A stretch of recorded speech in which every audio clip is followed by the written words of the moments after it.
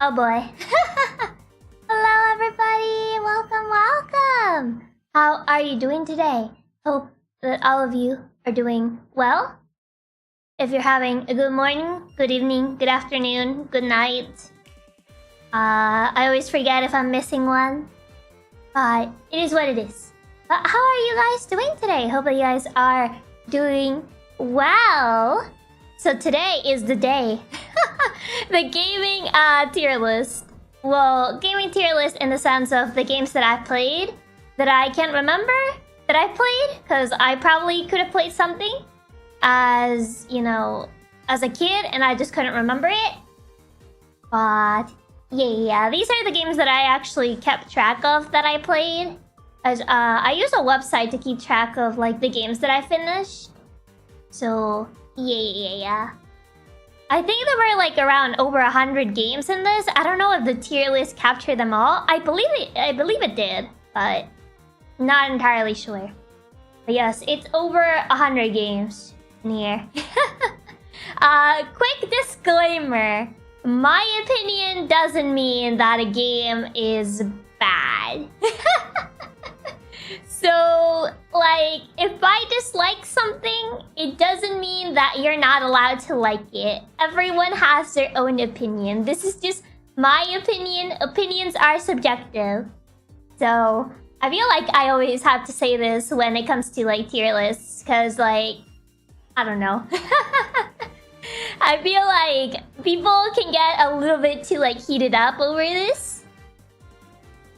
And I just want to, like, state that, like, you may enjoy something and it's completely fine, but maybe I don't enjoy the same things as you do. You may not enjoy the same things as I do, so it's all in good fun. Just want to put that out there. Finally got around to buy the official Chiaki Katsumi voice pack. It's so cute. Oh my god. I don't. For the people that bought the voice packs, I hope that you guys like them. I don't know. I get embarrassed. I get embarrassed thinking about the voice packs. Chiaki, if you don't put my favorite game on one, I'm gonna cry and join the codes of people Chiaki. Oh, judging Chiaki's opinions. Oh no. Oh no. I feel like there's gonna be a couple of these that some people are not gonna recognize. Because there was a phase of my life that I got really into RPG Maker games. And I was on a quest to just like find like the most obscure RPG Maker games, because I had already played most of the popular ones at the time. And I was like, I need more. And I was just like looking, searching itch.io to find those games. So there's gonna definitely be a couple here that are not, like, that well known, maybe. But yeah, not to mention that you can like different aspects of one games than others. Exactly. Precisely. Is this a Chiaki judging stream? in a way, I guess, in a way. Also, hello, Kevin. Welcome. If I don't see FIFA 2022. Okay, disclaimer, I've never actually played FIFA. Like, I have family members that do play FIFA, but I've never actually played FIFA myself, because I just saw it and I was like, no. It just never looked interesting to me, so I never played a FIFA game. So, there are no FIFA games, spoilers. What? Yeah, I never actually played a FIFA game. I mean, I've seen people play them, but I don't think there's enough basis to judge a game by just watching someone else. There's so many good RPG Maker games, but some of them can be so hard to find. Exactly. Exactly. So many of them can be really hard to find. Call of Duty 1, FIFA 2022. Overwatch 1, 3, or I changed my Chiaki shrine to BNG Chiaki shrine. You might be in the wrong place, buddy. I'm not an FPS player. More or less no a FIFA player either. So yeah. But that's enough stalling. I need to get over to the tier list. I had to actually write some notes in some of these because I had to like really search within the depths of my memory. Because I couldn't fully remember some of these because it's been a while since I played them. Don't worry, it's not funny unless you love soccer. If balloons doesn't appear. Next question. Well, to be fair, Chiaki, you aren't losing much from playing FIFA.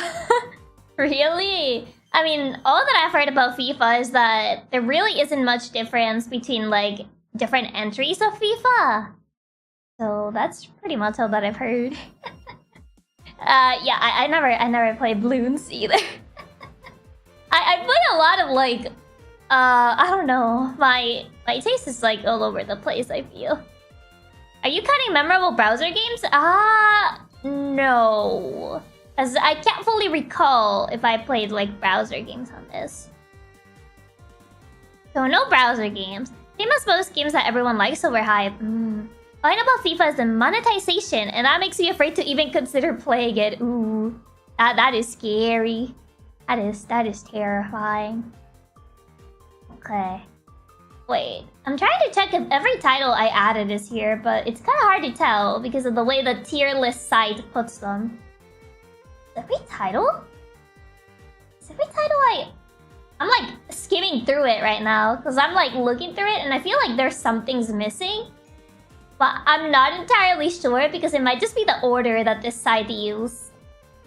I know I put these in alphabetical order initially, but I think the site just like mixed them all up. And now I'm not sure if everything is in here.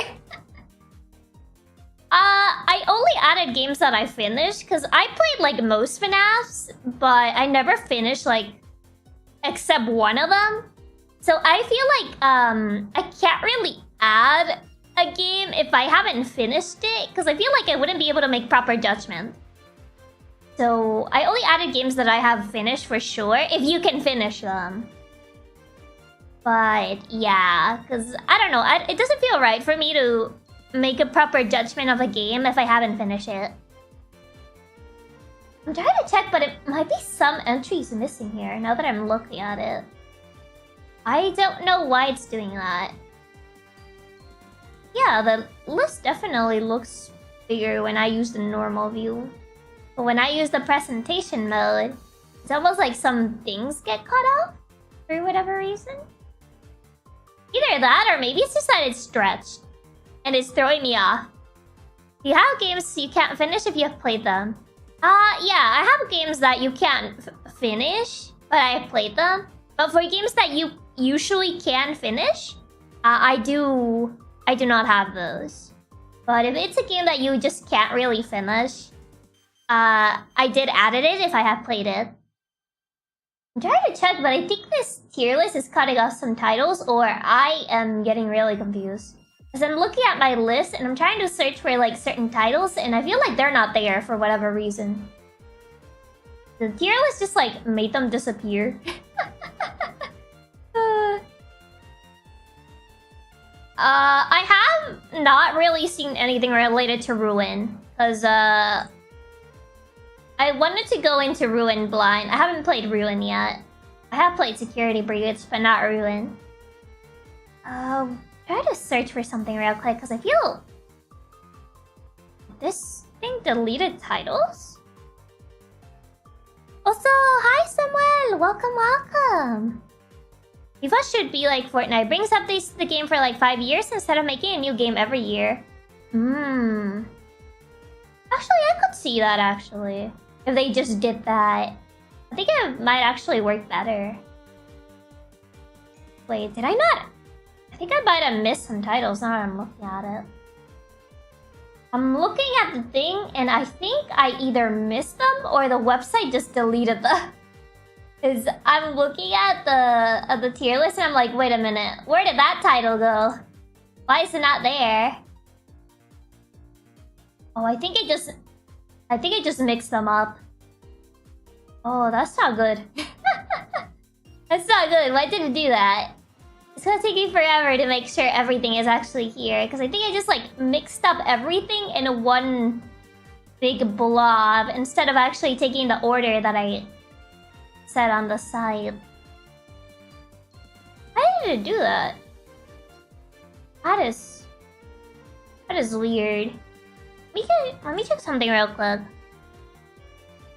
Because I think it actually did not take every single picture. And some of them might be missing for whatever reason.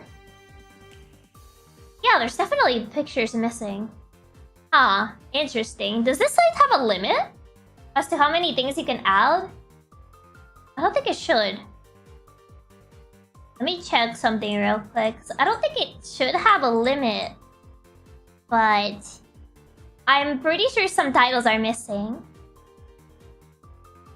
Let me see. Let me check something real quick. I really hope that this doesn't double like a title that was already there. I'm just not seeing it for whatever reason. But I feel there's definitely like some games that are not here that I did add. So let me see. Where is it? I can't find it.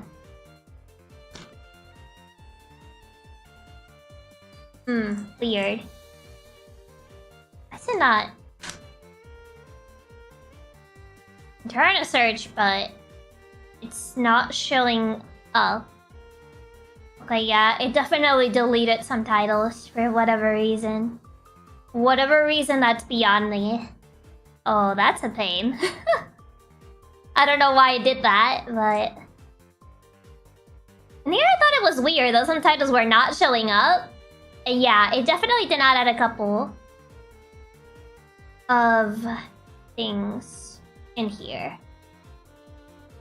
Okay, let me check something real quick. Those titles are in a tier list of their own, I guess? No, they shouldn't, because they should have appeared, but I don't know why it did not add them in. So I'm trying to check if there's anything else that did not get added in. How many Nekopars? Oh my gosh, Nekopara. Wait. Now I have to actually be sure that it didn't, like, delete a lot of titles of this list. I'm starting to feel it might have deleted a lot more than I originally thought it did. So I'm not sure if some of these titles are gonna be doubled up. Okay.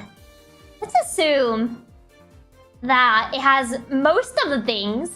As I'm not sure how many things it actually deleted. So this might end up not being as accurate as I thought it would be. I think it might have actually deleted a couple of these.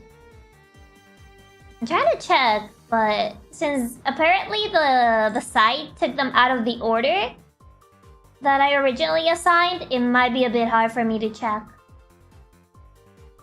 I don't know how or when it happened, but I have 3 Nekopara keys.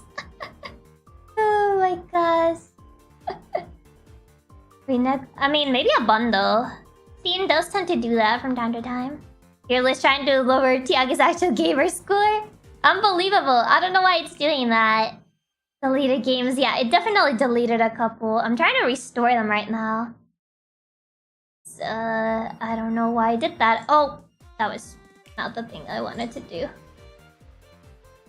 Windows, please cooperate. Please cooperate. It already took me a while just to set this up, and only for some games to just disappear out of the face of the earth. I guess this is why people don't usually just like add a bunch of images at the same time on the tier list making site, or at least that's what I'm assuming. Now I need to be sure how many things got deleted. Some things might have actually gotten deleted from here. Okay, please tell me not more than these got deleted. Because if they did, that's gonna be an issue. Oh gosh. Okay, I'm gonna add the ones I can notice. But they definitely got deleted. But there may be more that I might have missed. Because I'm not entirely sure. Wait, did I not add this? Might have not added this. Many things that this not add. Windows cooperate. Oh gosh. I was thinking that there were less games than I originally saw, and I was like, wait a minute. There's definitely games missing in here. And now I notice why they were missing. Because the site did not register them. I don't know why it did that. That is very interesting. I mean, to be fair, I don't think I ever really used the site. Reptile the Otome is deleted. I don't even know how many were Otomes that got deleted. I'm like skimming through these just to see how many got deleted. So far, I think it wasn't that many, but definitely a couple. Maybe the site has an elements limit. That's what I'm trying to figure out, but I'm adding them back in, and they seem to like register just fine. So I'm not sure. I'm trying to see if it's presentation mode that is affecting them, but it seems to not be the case. How many games did this thing delete? Honestly, how many games did this thing delete? I'm like actually having a hard time telling. Okay. We're just going to have to take a wild guess as to how many things got deleted from this. Might have been the first couple that got deleted? Actually, no, doesn't seem like it. This is so hard to tell. It's so hard to tell which ones got deleted. I'm trying to see. Okay. I'm like comparing the order that I have on my computer versus the order that this thing has. To see if I am able to tell how many things got deleted. So far, I don't really see a lot of titles. I think I noticed like 3 that were gone. But other than that, I don't really see much. Wait. Oh, never mind. That title is there. I thought it wasn't for a second. Oh. Oh, OBS, please. With 100 games, I guess it can be pretty difficult to find out how many are getting deleted. Yeah, it's kind of hard to tell. It's actually kind of hard to tell. So I'm trying to compare them right now to see how many got deleted. It's a bit hard for me to tell.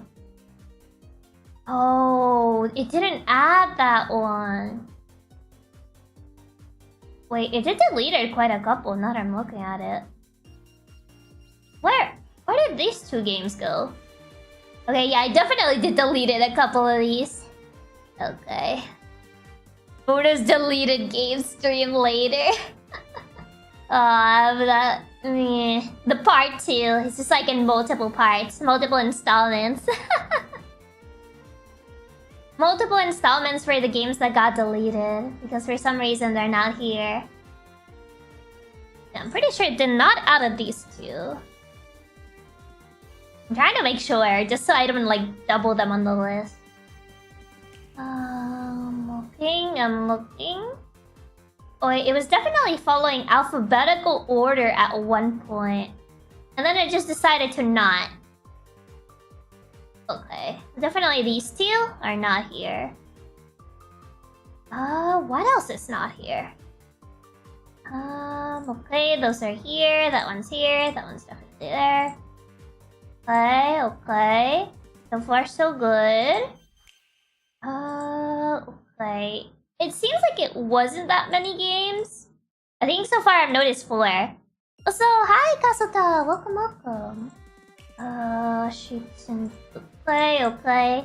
I'm like skimming through this as fast as I can, but it's a lot of games, so it's a bit hard. to skim through this as fast as I can.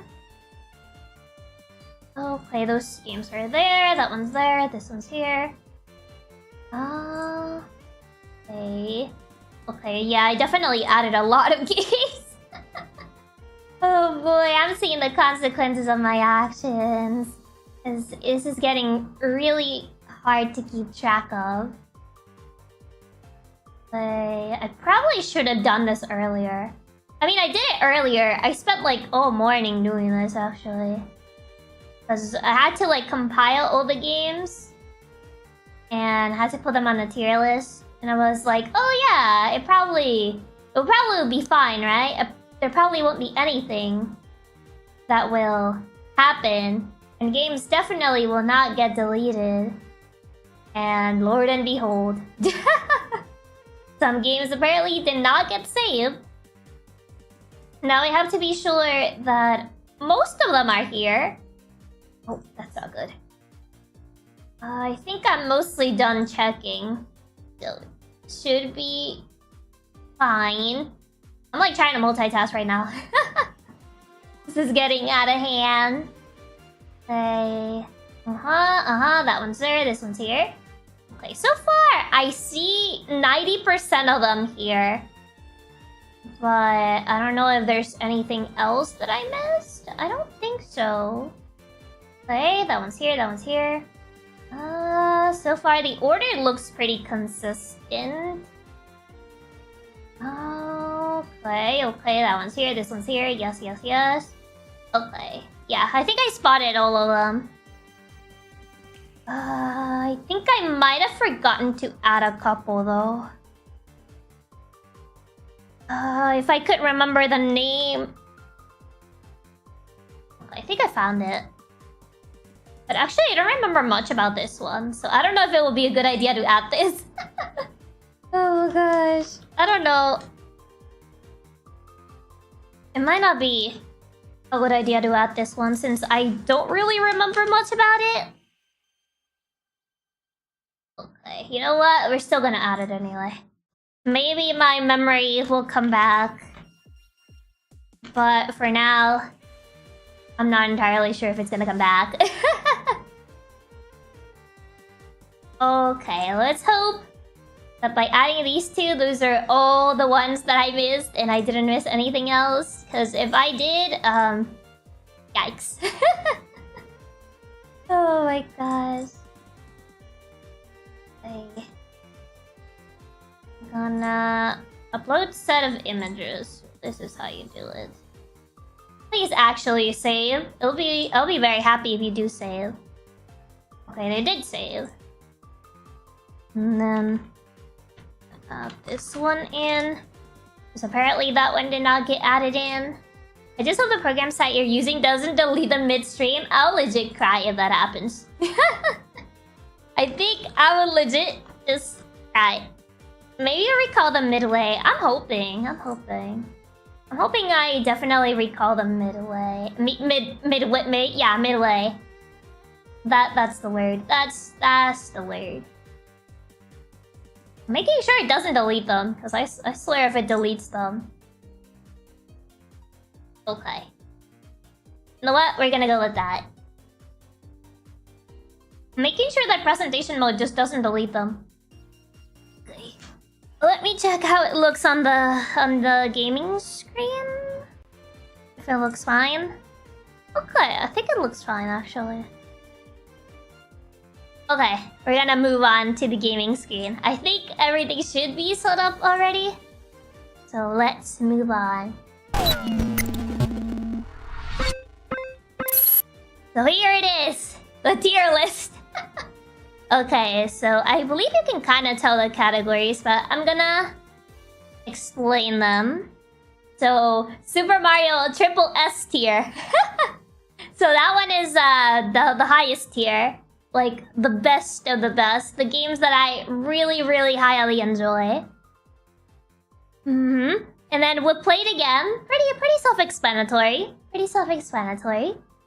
Enjoyable? They were pretty good. They were pretty good. I would not play them again, but they were definitely pretty good. Would only play if friends ask me to. Yeah, I probably wouldn't play these on my free time. Only if people really ask me to and were like, do you want to play this? And I'll be like, fine. Just okay. They were just okay. They're just okay. They're not amazing. They're not bad, but they're just okay. Forgettable. They're just forgettable. You'll probably forget them by next week, if not earlier. Not my cup of tea. They're just not my cup of tea. They're just not something I personally enjoy, and I wish I could forget. These are games that I considered so bad that I may remember, but I don't remember for the good reasons. And I honestly wish I could forget about them. So that is pretty self-explanatory. That's what each tier signifies. So yeah. Okay, we're gonna start with the first one, which is Alice Mare. Okay, how do I explain what Alice Mare is? Alice Mare is an RPG Maker game. You play as this boy called... I forgot his name. You play as this boy that kind of lives in this, like, orphanage. And, you kind of, like, go to this dream world because you follow, like, the spooky voices. And then you have to, like, find the keys. You have to help this entity in the other world and find, like, the keys or something. It's okay. The story was okay. I don't find this one particularly memorable. I don't know, it didn't really stick with me as other RPG Maker games. So, it's just okay. I don't know, I feel it could have been done better. It was just okay. And then we have Amnesia Memories. So just in case, once you wouldn't play, even if friends asked. Yeah, I wouldn't play these, even if friends asked. Like, they were just an okay experience, but I wouldn't play them again. Amnesia Memories. Okay. This is an ultimate game. Usually, this is like the considered, quote-unquote, the rite of passage into ultimate games. This game is something. It's a ride. I don't know how to feel about this game. Technically, my first quote-unquote console ultimate game. I have feelings towards this game. Very conflicted feelings towards this game. You basically play as a girl that has amnesia, and depending on the route you pick, that love interest is like your significant other. And yada yada, you discover your memories. You discover what your memories were with the significant other, and that sort of thing. And each route is a ride. I wish I could forget.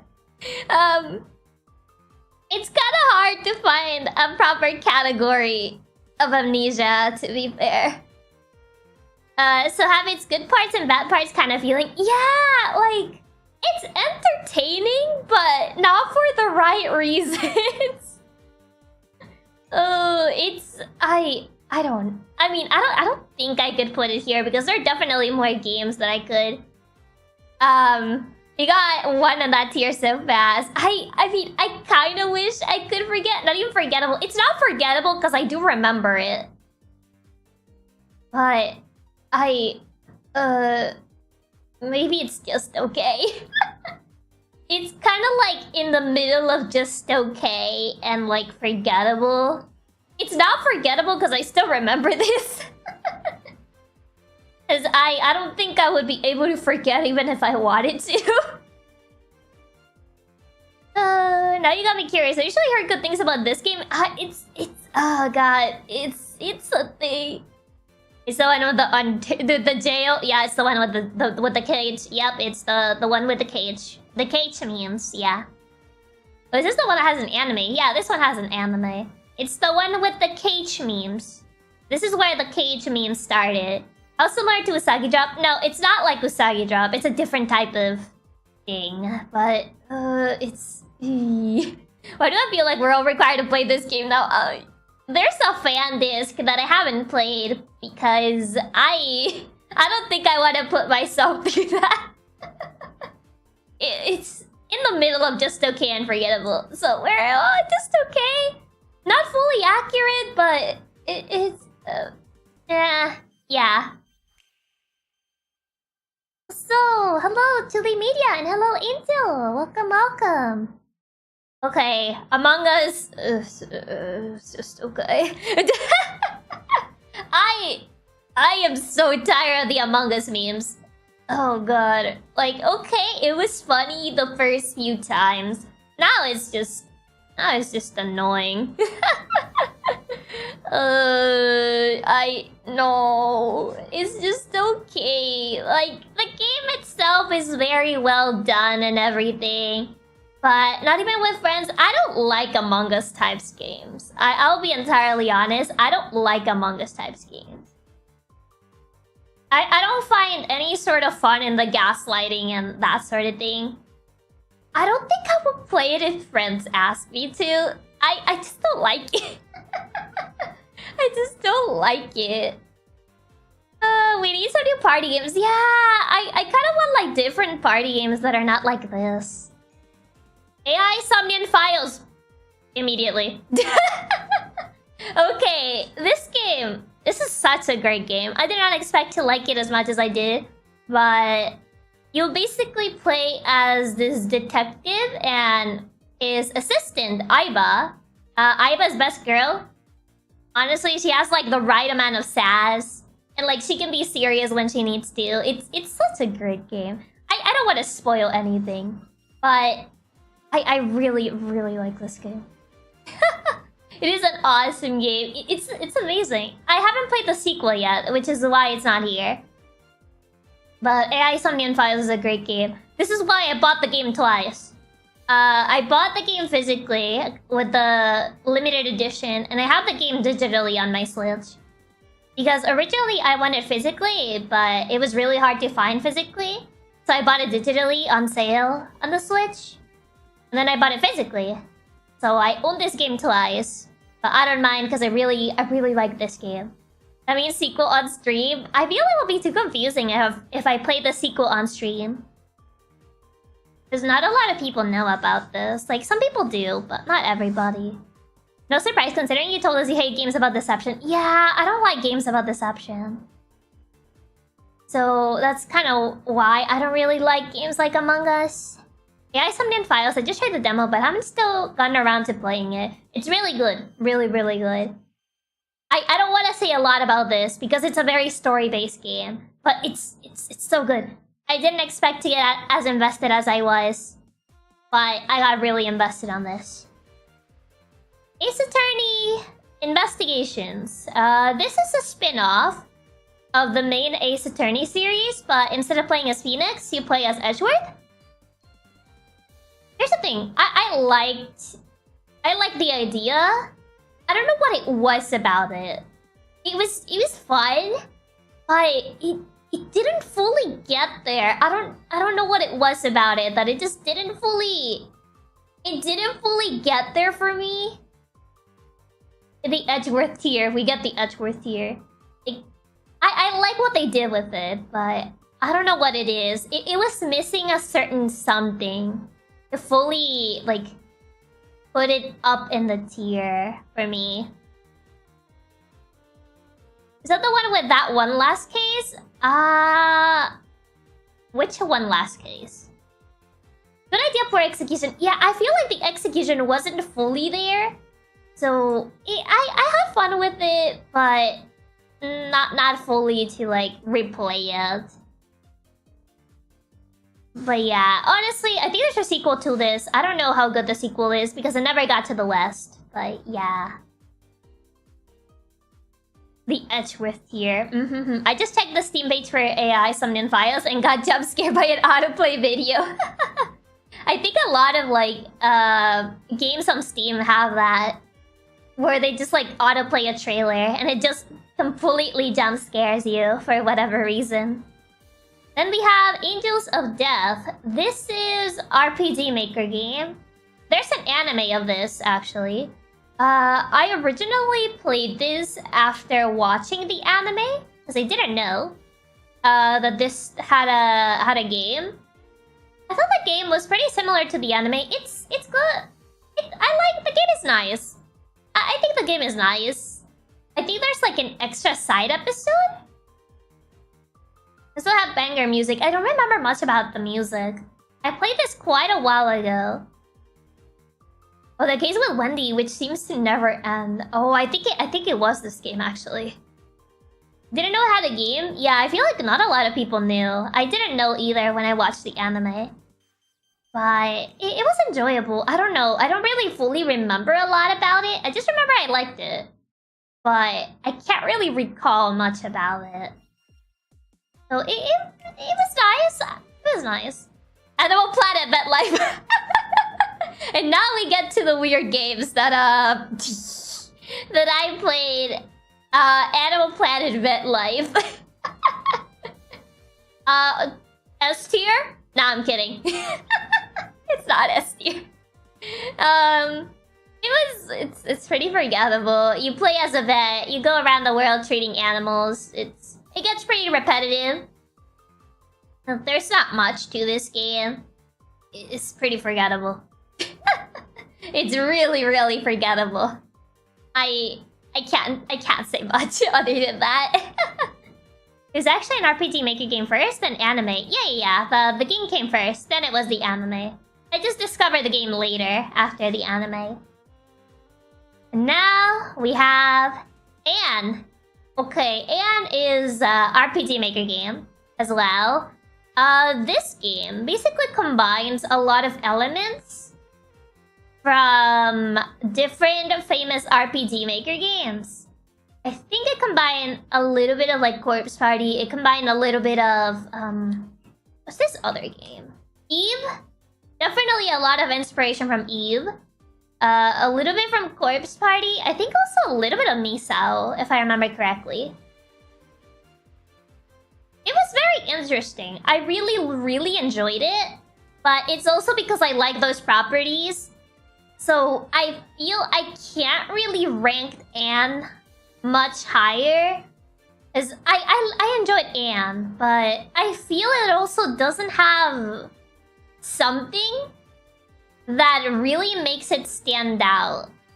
It is a good game. It's a good game, but I feel it's a good game because it takes elements from other good games.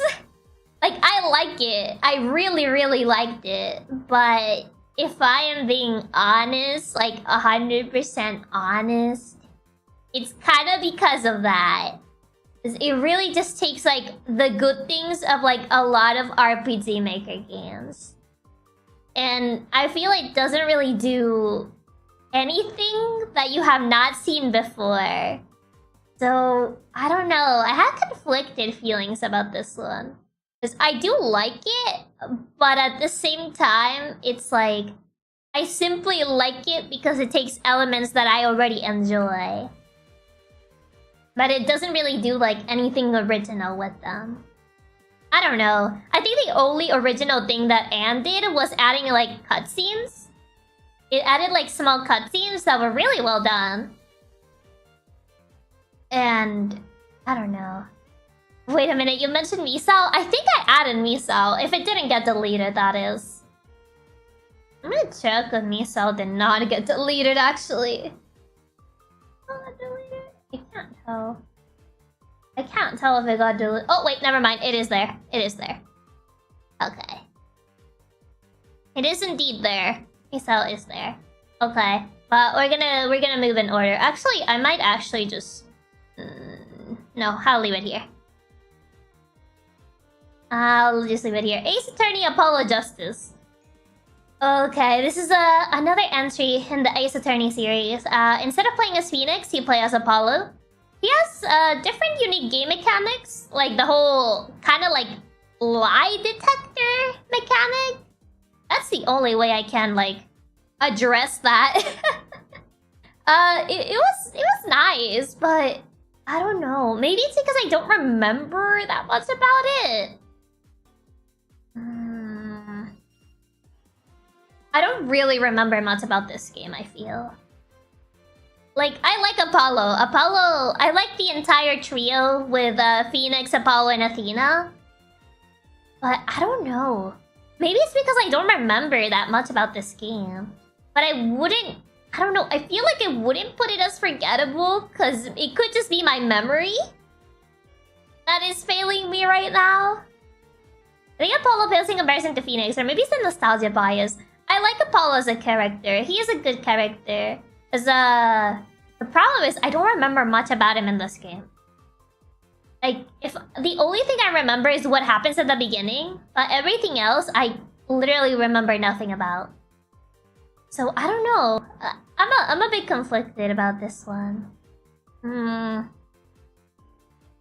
I think I will put it in just okay for now, but I feel if I replay this, my feelings towards it will change. As it could also be that I'm just not remembering, because I did play this quite a while ago. But yeah, you don't remember Emma's infinite snack bag glitch? I kind of vaguely remember that, but I don't remember much about it. So I'll put it here. It could change if I replay this. Aria's story. Oh my god, this game. I don't remember this game. I'll be entirely honest. I literally don't remember anything that happens in this. This is an RPG Maker game. I believe this was done by the same people that did Midnight Train? Which is another RPG Maker game. I like the art style, but I don't remember anything about this. Literally, don't remember anything. So I think I would just put this as forgettable.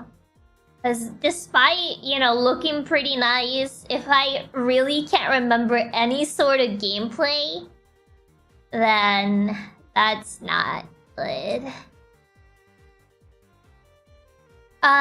What is this? At Home? I think this was called At Home Final version or something? At Home Alone Final. Something like that. That's what it was called on Steam. What happened in this thing again? You play as this one girl who stays home alone. Haha, title drop. And like, spooky stuff happens. I think there's also a time loop. I think that's what happens. You have to like break the time loop or something. I really don't remember. I really just don't remember. It was something along those lines. It gets like pretty dark and stuff. There's RPG Maker games. Balan Wonderworld. S tier. Nah, I'm kidding. I'm kidding. Spooky stuff happens. Congrats on describing every RPG Maker game. Amazing. I'm really surprised with the amount of horror games made on RPG Maker. Yeah, S tier, triple S tier, of course. Those pesky time loops, they never get to stay stable. Time loops, man. Balan Wonderworld. It's not for... I wish I could forget. Balan just kind of lives rent-free. I can never forget it. RPG Maker game be like, woo, horror be a punny. Straight up. I wish I could forget. I would not really put him. Would only play if friends asked me to. Because I think Lottie asked me to play Balan Wonderworld on Steam. No, not on Steam. On stream. When we were like still pre-debut. When I told her about it. She was like, oh, Chiaki, you should play this on stream. And I was like, no. So I don't think I would even do that, even if friends ask me to. I don't think I could like subject myself to that. I've got at least something for the farmer cutscenes. The cutscenes are nice, but like, I honestly wish I could forget. Balan Wonderworld, it's not the Mario SSS tier because clearly it's a tier above. It's so bad it proves as a warning to never play it again. Steal it away. Like, I just can't play this again. I can't put myself through that again. Like, I think the only way I got over it, it was because I was playing with someone else. And like, it made the experience less surreal. Except because we were like both suffering together. If you had played Balan, it would have created another team reaction memes probably. Yeah. Either that or people asking me like, Chiaki, why are you playing this? Why are you playing like these bad games? And I'm like, cause I can. Cause I actually can. And people would be telling me like, but Chiaki, you should play insert good game here. Or Chiaki, you should play, I don't know, play Fortnite. Or play Overwatch. Or play Apex. And I'll be like, no. I'm sorry. He wants you to play PUBG. Exactly. At this point, you should know what you signed up for. Balan is just... It's just an experience. I'm a bad gamer connoisseur. Yes. Indeed. But yeah, Balan, I wish I could forget. If only in an alternate timeline, this game would have been great. But unfortunately, in our current timeline, this game is not great. But alas, maybe one day. Maybe one day they'll revive it and make it better. Except it's very highly unlikely. It's very highly unlikely. Also, Nishimiya, welcome. But yeah, maybe one day if they go back to Balan. I haven't even seen it sub with Balan. Oh well, GG. At this point, the people that have already been here should already know. They should already know what they signed up for. Feel into the bin of bad spiritual successors. Alas. Highly unlikely considering what's going on with the dev. Yeah. Very highly unlikely. But alas. And then we have Beacon Pines. This is a visual novel, kinda. It's a visual novel that kind of plays like a storybook. There's like different branching events, and depending on what you do, you kind of must like stop the bad ending that is like looming over the protagonist's destiny and stuff. It's kind of hard to explain. The story's really good. It's really good. But so honestly, I would play it again. It's a really fun game. Really fun game. Highly recommend it, to be fair. If you like story-based games, I would highly recommend this game. I like the art of that game. The art is really pretty. Art is definitely really pretty. I kind of like the different alternate endings that they added. What's the game at the top? AI Somnian Files. That's the game at the top. Okay, then we have Bots Are Stupid. Yes, that's literally the game title, by the way. Bots Are Stupid is literally the game title. This is kind of like a puzzle game where you use simple programming language to lead the robots around and basically solve the different levels. It's a puzzle game. I mean, they are. You say. I mean, it's a nice game. I don't think I will play it again because I'm not really fond of these types of heavy puzzle-oriented games. But it was nice. It was a nice game for sure. Definitely a pretty nice game. Programming puzzles perfect for the hacker cat. Yes, the programming puzzles. Then we got Booster Fellows, Otome game. Oh. Escort missions NPCs. Ooh, not escort missions NPCs. Booster Fellows, visual novel. You gotta solve the mystery of what happened to the protagonist's brother, and this entire mafia organization. It's really interesting. It doesn't get as dark as others, but it's pretty nice. I liked it. There were definitely some story beats that were a bit... It could have used a little bit more development. So it's not just okay. It's definitely above Amnesia. liked it. It's not like I disliked it. I definitely liked it, but I don't know if I would play it again because I already like completed everything there is to it, so it's enjoyable. Also, hi Lemonade, welcome. Then we have Child of Light. This is a very pretty looking game. This kinda is like a platformer with RPG elements. You kinda like follow the adventure of this princess. I see people selling this one pretty hardly, so really interesting as the setting had me interested. The setting is really good. I really like the setting. It's just somehow the story beats were a bit weird, to be fair. Like, the execution of some of them was... definitely left much to be desired. But overall, the game is pretty enjoyable, regardless. A Child of Light, you follow this princess, platformer, and has like a storybook type of art style. It's really pretty. The music was also really good. I remember that. Would I play it again? Try to remember. I think I probably would, actually. It was a really nice game. Really pretty. I played Child of Light and forgot everything except for liking the art. I don't remember much of the story. I remember liking the gameplay and liking the art. Actually, maybe enjoyable, because I feel like I don't remember the story that much. To say oh yeah, we'll play it again. Like, it's kind of like in the middle of play it again and enjoyable. So, I would say definitely like around here.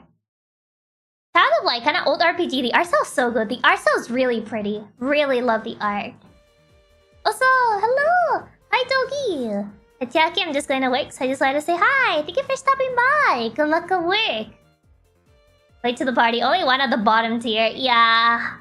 I mean, I'll say these three, Forgettable, Not My Cup of Tea, and I Wish I Could Forget, are kind of like the more bottom tiers. Okay, it's like middle tier. Maybe not remembering the stories of a reason to play it again. It's kind of like in the middle. It's kind of like in the middle of enjoyable and would play it again. But I can't really put things in the middle. So I would put it like right in the middle of here. Maybe leaning a bit more to would play it again. The soundtrack was very pretty. Gameplay was really nice. And also the art style is really pretty as well. Christmas Tina. This is a visual novel. You play... Well, it's kind of like a kinetic novel, actually, rather than visual novel. As in visual novels, you kind of make choices. I don't remember if you make choices in Christmas Tina. I think you do not. So, more like a kinetic novel kind of thing. You pretty much follow the story of these two characters, a Japanese girl and a Chinese boy, as they kind of like try to communicate with each other. Because the Chinese boy goes to Japan to kind of have like opportunities. Because I believe this takes place in like the 80s. I forgot the exact time period. He's looking for like better opportunities for work. And he ends up meeting like this girl, this Japanese girl, and the Japanese girl doesn't speak Chinese, and he doesn't speak Japanese. And they kind of like go to the same workplace. So they kind of like struggle with communication. It's honestly it's kind of sad and kind of cute. I don't know if I would play it again, but I liked it. It was cute. It was definitely cute. Are there a lot of kinetic novels? I only ever heard of Planetarian. I'm not too familiar with kinetic novels. I think Higurashi might be kinetic novel. Or visual novel? I'm not entirely sure. I think actually visual novel. I know Christmas Tina is kinetic novel. Because you don't really make choices. But I'm not entirely sure how many there are out there. Because I had never really played kinetic novels that much. I think there might be a good number. Cinderella Phenomenon. Otome game. Otome game. You play as this girl who was like a rich, entitled brat. And she basically gets cursed to become, you know, kind of like Cinderella. Where she pretty much goes from rich to rags, I think is the word. So, I this story it's kind of nice to see her character development throughout the story, because she does change into being someone. Rags to riches, yeah. No, it's the other way around. Not rags to riches. She was rich before, so she goes backwards. She goes to, you know, rags. So riches to rags in a way, I guess. So basically, she kind of has to like learn to be nice to others in order to break her curse. And she ends up meeting other characters that have like different curses and whatever. It was okay. I don't know. This one didn't really stuck with me as much. I don't know what it was about it. It didn't fully really stick with me. Like, I thought it was okay, but I don't know. This one didn't like fully really stick with me. Like, I thought the idea behind it was pretty nice, but I don't know. It was just an okay experience. Not brat enough. It's not that type of brat. I mean, like an actual like bad person. Like brat in a sense of like brat bad person. That type of brat. Like I look down at people type of brat. It's fine. Feelings regarding more story. That's not true. That's not true. That's not true. I don't say it was fine. I only have like 4 on okay. I have like more unenjoyable. City Skylines? Simulation game? You build your own city. I feel we'll only really play if friends ask me to, because I don't really play these types of games on my own time. I think only if friends ask me. If I wanted to play this, I would play this, but honestly, other than that, I don't think I'll play this on my own time. Oh yeah, I've heard this game has a lot of DLC, huh? I love City Skylines, but it is a very niche genre. Yeah, I feel it might be. I don't know. I don't think I'll play this on my free time, to be fair. Then we have Coffee Talk. This is kind of like a visual novel with barista elements. You kind of have this coffee shop, and you have people go to your coffee shop, you make them coffee, and you pretty much listen to like their stories and all that. It's a really cozy, comfy type of game. But very, very nice. I would play this again, actually. I really enjoyed this one. It was very nice and comfy. I think there's an episode 2 that's already out as well. So maybe I'll get around to playing that. Isn't SimCity Skylines gameplay just like SimCity? Maybe? The barista simulator. It's not like a fully barista simulator, but I guess it does kind of have like that sort of there's that sort of like, you know, vibes. But yeah, as I had to say this at the beginning of the stream, I'm gonna say it again.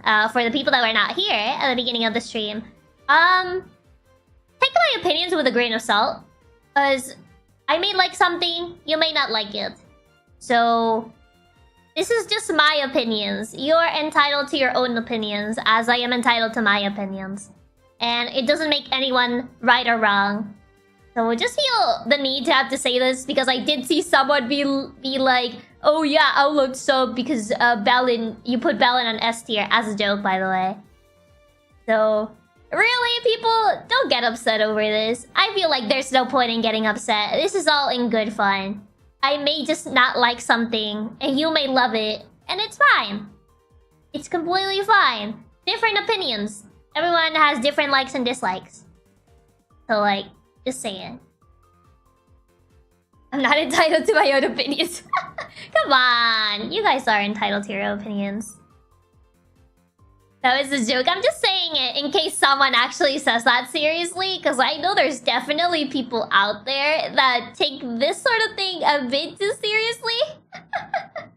So I just want to say that, just in case.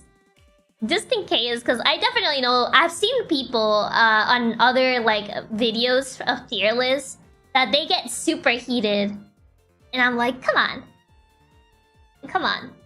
we can all like and dislike our own things. It's fine. But yeah. Okay. Now, Coffin of Ashes. Oh boy. Coffin of Ashes. I played this one on stream. So, people that watch the Coffin of Ashes VOD, the VODs, they already know how I feel. They already know how I feel about this. It's now forgettable, because I still remember it, and... But... Oh my god. It's... honestly, I thought the story was okay. I didn't think it was, like, groundbreaking. Like, the story was nice. I liked the story. And then the ending came. And then everything just went down the drain. Because I pretty much, like, figured out how the plot worked. And then the game was like, haha, let me just put, like, this twist at the post-credits. So, like, I just ruined the entire story. And it was so dumb.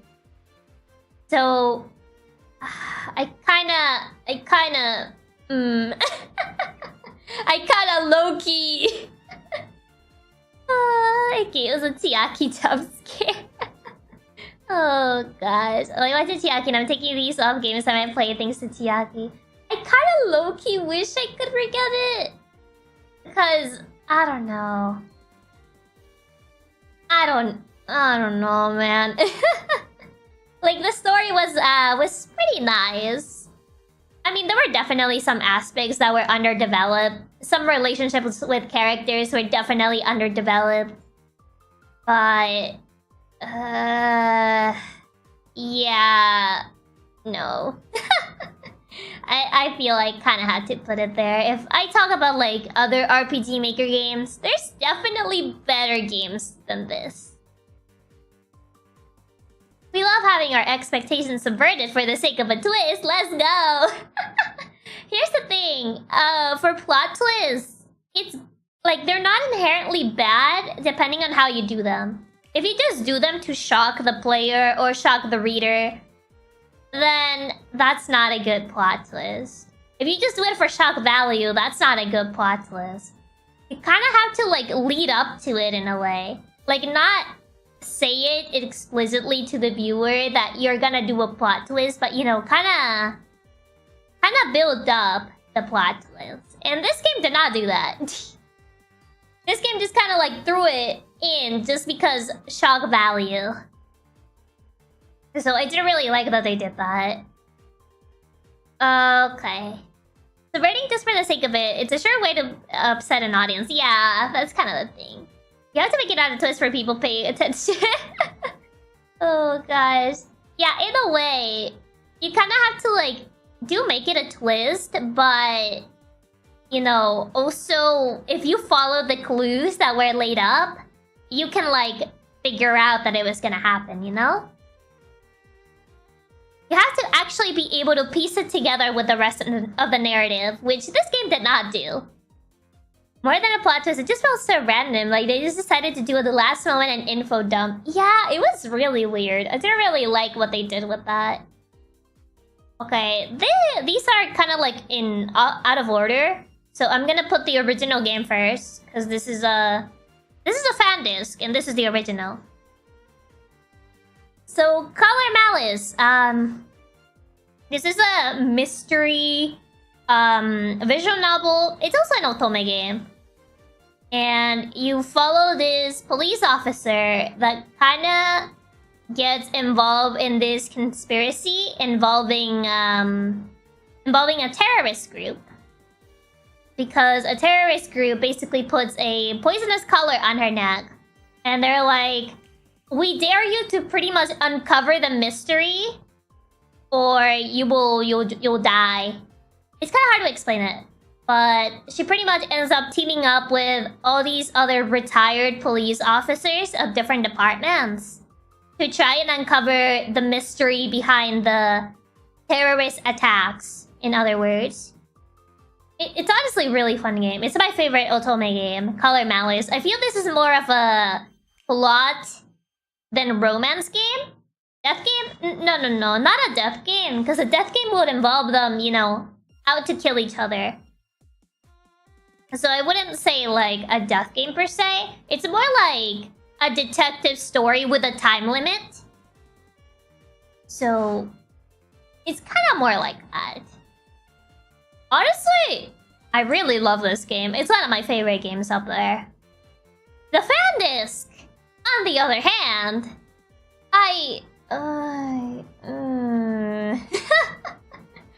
they did some of the characters really dirty, to be fair. Like, they kind of ruined their personalities from the first game. Like, in the first game, their personalities, they were really good. And they really, like, experienced character development and all that. I kind of felt that in the fan disc, that character development was thrown out the window. I don't know, I didn't like how they, like, made some characters in the fan disc. Because the fan disc is kind of like a sequel in a way of what happened at the end of the first game. Does the time limit like a gameplay element or just for the story? Just for the story. Not necessarily a gameplay element. No, not necessarily a gameplay element. There is like this, what's it called? Quick time gameplay mechanic. Where you have to like fire your gun at a certain point. Certain points in the story, you have to do that. But not really like a gameplay time limit per se. She basically has to like investigate the different events regarding this terrorist organization without the police finding out. You know, active police elements finding out. Because, you know, all these other characters are retired police officers. So she can't really ask help from the police despite being a police officer herself. Because if she does, she gets deaded. She gets killed. So she pretty much has to have the help of the other retired police officers to discover the mystery. But regarding the fan disc, honestly, the only reason it's not rating all the way over here, it's because the fan disc actually introduced the route that I ended up enjoying the most out of this entire fan disc, which is the evil route. And I know what some people are gonna say. Like, oh, Chiaki, you like being evil or whatever. Here's the thing. It made it really interesting to see the perspective of what it was like to be on the side of the villains. So, honestly, I think that was the best part of the fan disc. When you actually join the evil organization route. It was just the best part. It's tragic. Like, this is like the tragic route. But it was the best route. Everything else, It does happen a lot of times sometimes. Fan discs have some really good routes. Honestly, yeah. Like the evil organization in that game is called Adonis. The Adonis route was pretty much what elevated this game from not going all the way down here. It was honestly, I really liked it. I really, really liked it. It was the one thing that kept me going in this game. Of completing everything in this game. I mean, some of the routes were nice. One of the characters that doesn't really get a lot of development. Well, the thing is, one of the characters in this game, the route is mostly just plot-based. So you don't really get to, like, spend a lot of time with the character because a lot of it is just to move the plot along. And he gets a really nice route in the fan disc. So I'll also add that in to elevate it from just okay. Because I felt it was kind of sad that his route was basically just plot in the main game. And in this route, you actually get to, like, you know, learn more about him as a character. So I think that was fun. That was nice. You know, but most of all, the evil route. Oh, gosh. It's just, I don't know. It was really interesting.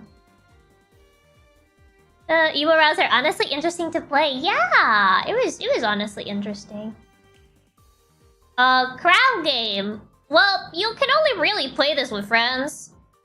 I mean, it's okay. But I would only play if friends ask me to. Because, I don't know. I wouldn't really play with random people, so... The crab game is okay, I guess. Then we have Crazy Taxi. We played this on stream recently. This one, honestly. Play it again. What do you mean it has deep story? Ah, yes, the deep crab game lore. How could I forget? Crazy Taxi's fun. I mean, I would play it again, but it's the type of game you can only play for a little bit, I feel. At least the Steam version. I can't really say anything about the Dreamcast version. Our game is pretty much play to play with friends. Yeah! It's pretty much just made to play with friends. Proto Renovations. Proto Renovations. This is an interesting platformer. I played this on stream. It's kind of like a hard platformer. Not as, you know, insane hard as other games out there. But it's definitely challenging in its own regard. It was very interesting. I actually ended up really liking it to the point that I played the alternate version as well. It's like, I beat the base game, and they basically give you like a side game. And since I went as far as beating the side game as well on stream, you can tell that I did like this game. I did enjoy it. Kind of a puzzle game. Wouldn't really call it a puzzle. It's more of a platformer, if anything. But it was pretty nice. I liked it. We have Cthulhu Saves Christmas. This is simple RPG where you play as Cthulhu and you save Christmas. DD. I mean, it's simple-ish, but it's pretty nice actually. It has like some meta humor from what I remember. I don't remember that much, but I remember it had a little bit of meta humor. And it was nice. I would actually play it again now that I think about it. Is that I did like it quite a bit. I think I would actually play this again. You know, there was actually dev commentary in the game and options. It was really interesting to see the dev commentary. Oh yeah, I did kind of like see it, but I didn't activate it. So I didn't actually got to see the dev commentary. Also, Renovations felt like a rage game made by competent devs. It was kind of like a rage game in a way. Kind of like a platformer rage game. But it was really nice. I actually really liked it. Cult of the Lamb. Up there. It's a really good game. I really like Cult of the Lamb. It's kind of like a... would you call this a dungeon crawler? In a way? I don't know how to describe this game. Because it has a couple simulation aspects with the whole, you know, taking care of your cult and all that. But honestly, really entertaining game of my roguelites. Yeah, roguelite, that's the word. It's a roguelite, yeah. Kind of like a roguelike with simulation elements. Has a bit of bullet hell in some bosses. But honestly, it's such a great game. I don't really have anything against this game. Or anything that I would say like, yeah, not fully up there. I just really like it. I also own this game twice, so I can't really say anything about that.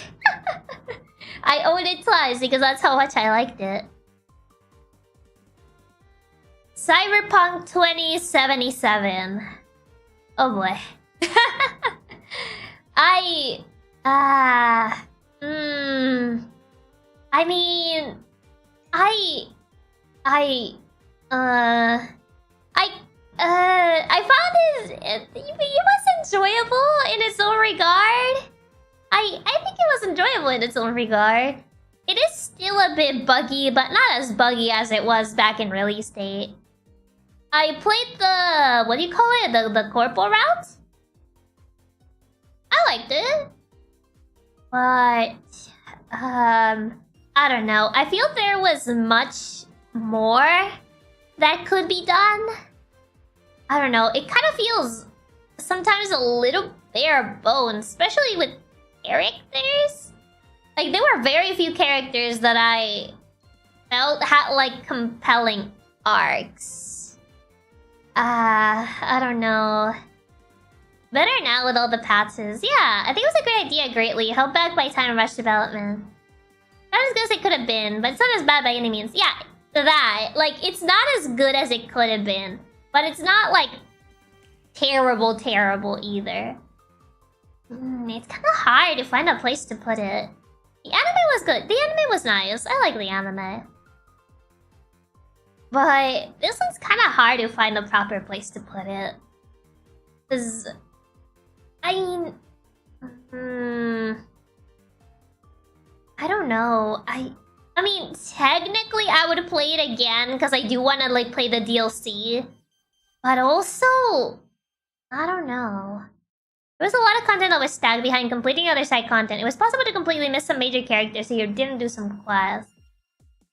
There was something about it. I don't know. I felt like some things could have been better than they were. For sure. I mean, I'll put it on enjoyable. I enjoyed it to its own regards. I definitely feel some things could have been better. But I wouldn't go as far to just call it just okay, because that would be comparing it to the likes of Power Malice Unlimited. And I don't feel it deserves that. My first run through it, didn't even know River existed until a friend started talking about his quest line. There's a lot of things you could miss. I just feel like some characters could have been developed better. I wanted more storylines regarding Vic. Yeah, he hardly got anything. I don't know, man. You're gonna got logged into some of the characters later in the story. Yeah. The game came out in the state... The way the game came out in the state it did, even with patches, it was difficult to fix the core elements. Yeah... It was... I don't know. There were definitely things. But Rebecca is an anime character, so we're considering the game right now, because Becca is an anime character. And we have Ace Attorney Chronicles. I really liked it, but I wouldn't put it on SS tier. I enjoyed it, like really enjoyed it, but... I don't know if I'll play it. I mean, maybe in the future I would play it again, but as of right now... Since I played this relatively recently, I don't think I would play it again. At least right now. Probably in the future, maybe. Her luck shows makes it SSS tier. It's a really good game. It's really, really good. But, I don't know. I put it S tier? I don't think, like, SS. Here. Not fully there. Maybe... Actually, yeah, I'll play it and would play it again. Because I did enjoy it as much to the point of I would play it again. Just not right now. Danganronpa 2. Wait, no. Let's start with the first one. Danganronpa Trigger Happy Havoc. Death game. Visual novel. Takes place in a school. It's pretty much a death game. Find out who done it. All that stuff. Honestly, I think the first Danganronpa was enjoyable. Personally, I prefer the second one. So, second one follows same stories. But I like the second one a little bit more. And that's because of the... There are some characters that I like a little bit more than the first one. But... This first one's also pretty good. I just like the second one a tiny little bit more.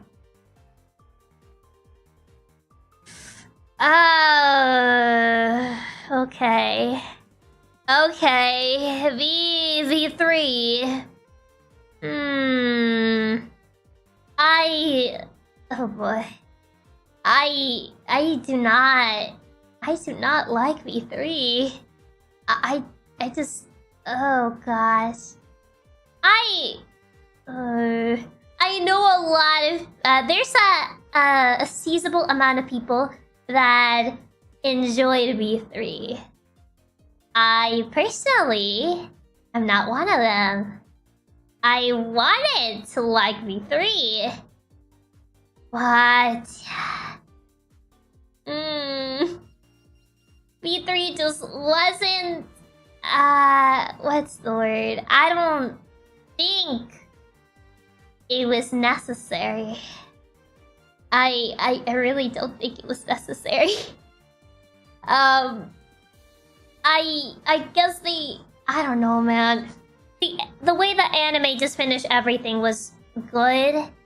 And then they just felt the need to make V3, and V3 just really didn't need to exist. It really didn't. Also, the fact that there's an insane amount of incest plot in this is no. I did really like V3, but yeah, it makes sense it's not everybody's taste because of obvious reasons. Yeah, I just didn't like it. I tried, but I felt it just got slowly, progressively worse. I don't want to talk about that one case. That one case. Just I just don't want to talk about it. I don't want to elaborate. I consider V3 separately from other Danganronpa games.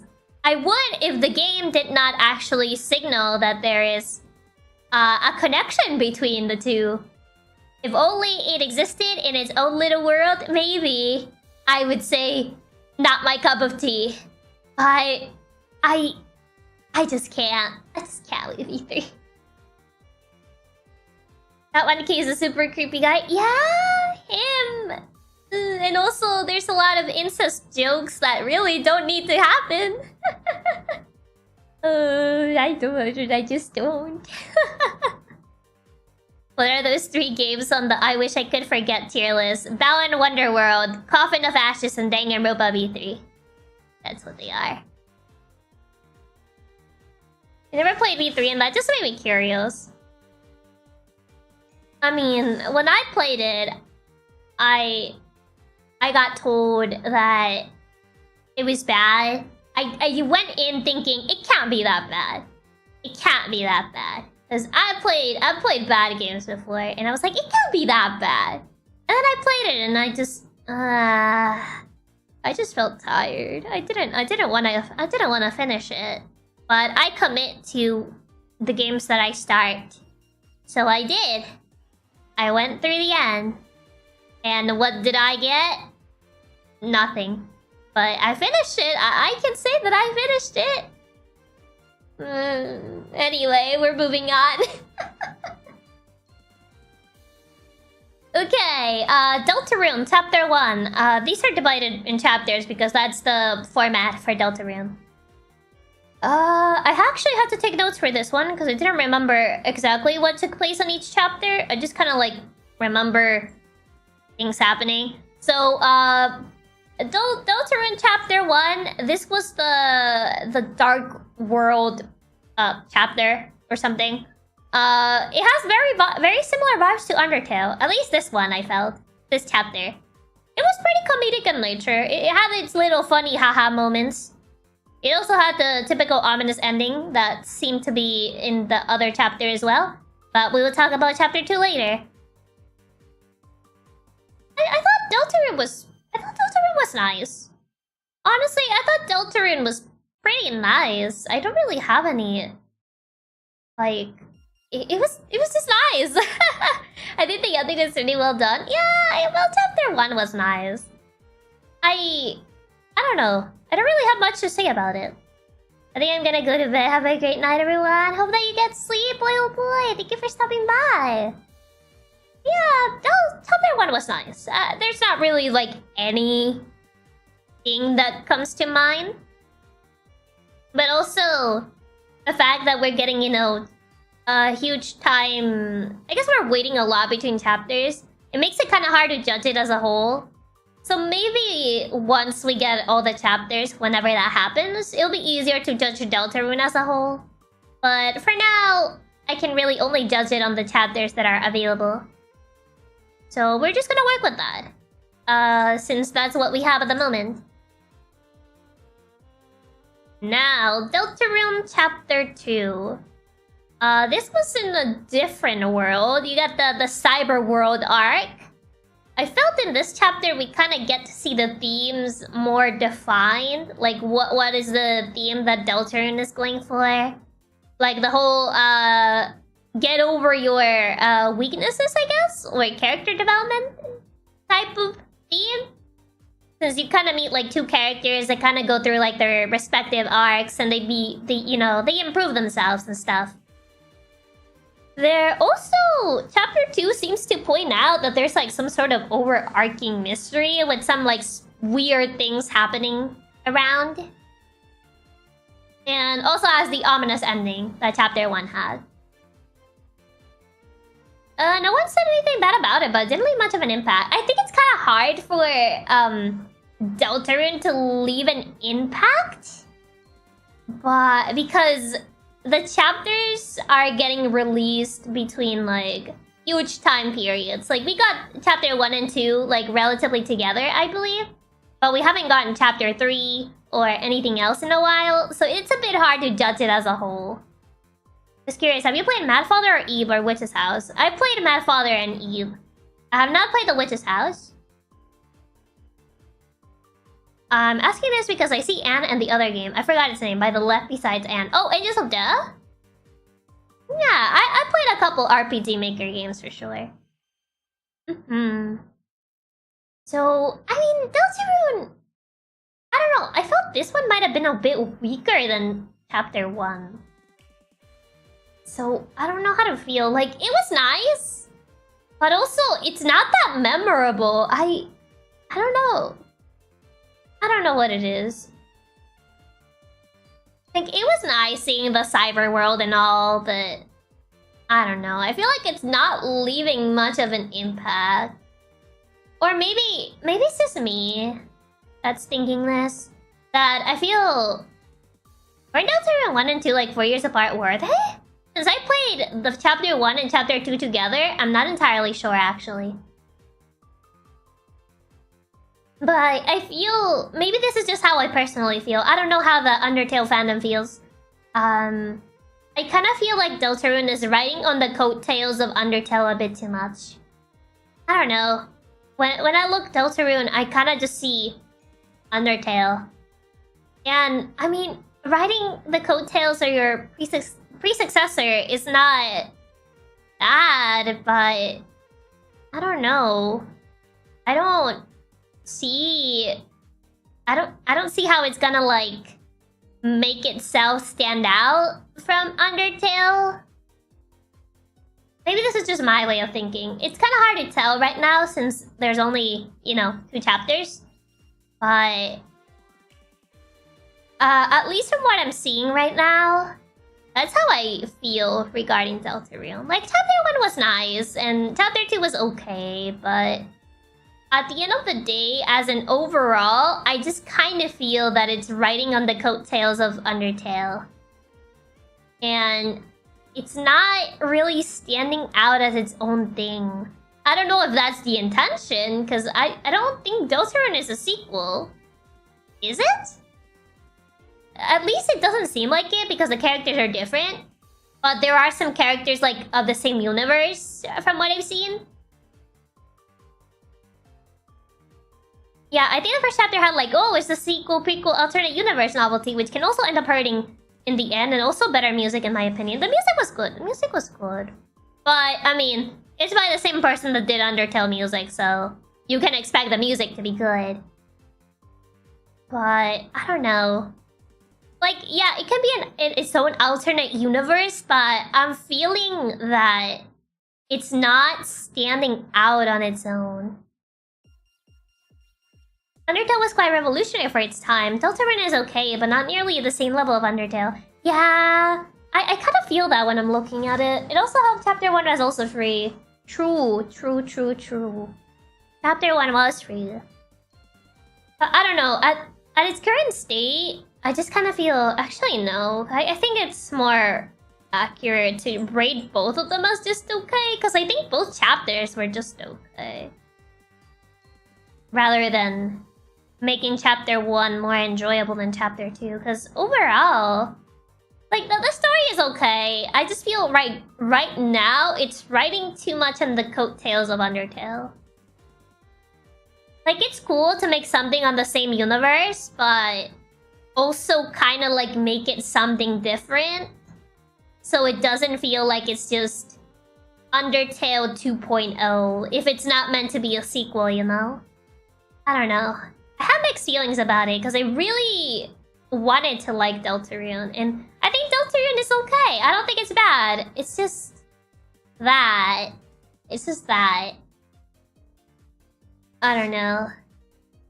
I really don't know how to feel about it. Okay. The Dog Island. Okay, I know this one probably not a lot of people played because you see the cover, you think shovelware. But honestly, it's a very enjoyable game. You basically play as a dog who is out to save their sibling from this sickness. Their sibling is currently dying. They have to go to the Dog Island to find the doctor and find the cure for their sibling. It's like a nice adventure game. It's like an adventure game where you play as a dog and you just, you know, explore the island trying to like figure out how to find the cure for your sibling and a lot of stuff. It's honestly really good. It's really enjoyable. But there's another one that I'll rank a little bit higher. I got my mom to rent this for me after weeks of begging. This is so good. The cover does not do it justice, but it's actually really good. It looks like a Nintendogs cover. It really does. My sister took it back for Johnny Depp movies. Man! Unbelievable. But yeah. Dreaming Mary. RPG Maker game. I remember you talking about this on Erica's. Yeah. I talked about this one on Erica's gaming podcast, Weekend Gaming. It gets really sad and depressing at some points, the Dog Island, for being a kid's game. Really, really, like, I was like, wow. Like, jeez. There was like that one scene from this game that I like vividly remembered as a kid. And years later, I like rediscovered this game and got it for the Wii. And I recently like replayed it, relatively recently. And it's still as good as I remembered. I still like it as much as I liked it back then. But now, animals can really tug at your heartstrings. It's just a narrative. You don't really expect that from a game about, you know, dogs. Just a game about cute doggos. I played the game on 301 DS. I'm joking, but I'm not joking. I mean, the DS version is different from the Wii or PlayStation 2 version. This game kind of like had this weird thing where they would make different games for different consoles. So the DS version is probably different from the version that I'm talking about, which is the console version, like home console for Wii PS2. I originally played this back in the PS2, and then I got it later, because PS2. You don't really expect that type of story with a cover art like that. You really don't. Which is what makes it really interesting. But Dreaming Mary, girl... what even is this game about? I kind of forgot. This is RPG Maker game. I do remember that. It's about this one girl that kind of like is trapped in a dream or something. Actually, Dreaming Mary synopsis. I don't remember this game. Okay, what is the story of Dreaming Mary? I played this for sure, but I don't remember what it was about. It was horror. I know it's a horror RPG Maker game. So it's about this one girl that really likes to dream, and then she finds herself in like this place that was very familiar in her dreams. And apparently something happens. Like, I can't fully remember this game. I'm trying a lot. I know it gets like super dark at one point, but that's like every RPG Maker game out there. Probably forgettable tier. I can't remember this game. It was like something girl really likes dreaming. Then she dreams about this one place that is like nostalgic or whatever. And yeah, I forgot. I can't remember this game. Really cannot. Okay, Earthbound Beginnings. This is the first in the Earthbound trilogy. It's definitely a product of its time, as this is the type of game that is artificially difficult, as I like to call them. Because it likes to make enemies spawn everywhere. So it is that type of difficulty. It took me a really long time to beat this, I remember. And I would not play this again. I love Earthbound, but I would not play this again. I would not subject myself to that. It's not my cup of tea. I mean, it was okay. The story was nice. Like, the story was nice and everything. I like Earthbound overall, but this is a painful experience. It's a very painful experience. Every 2 steps there's an enemy. Yes, it's that type of game. Lever, it was certainly important. I respect it as the game that brought Earthbound. As the game that, you know, originated Earthbound. I respect it in that regard. That doesn't mean I have to like it. Those old RPGs really make you grind at some point. Not even grinding. It was really bad. Like the enemy spawn rate was super bad. You could like get wiped by a random enemy that was overpowered. It was bad. Bad. But I like Earthbound. Earthbound has good music. The pixel art is okay. It has not aged that well, but yeah. Honestly, I just like it a lot when they really go overboard with enemy encounters. That was the case of many old games in this time period. So, unfortunately, it does suffer from that. But I don't put it below because I respect that this game was what, you know, brought Earthbound at the end of the day. So, I'll give it that. Okay. Now, Earthbound!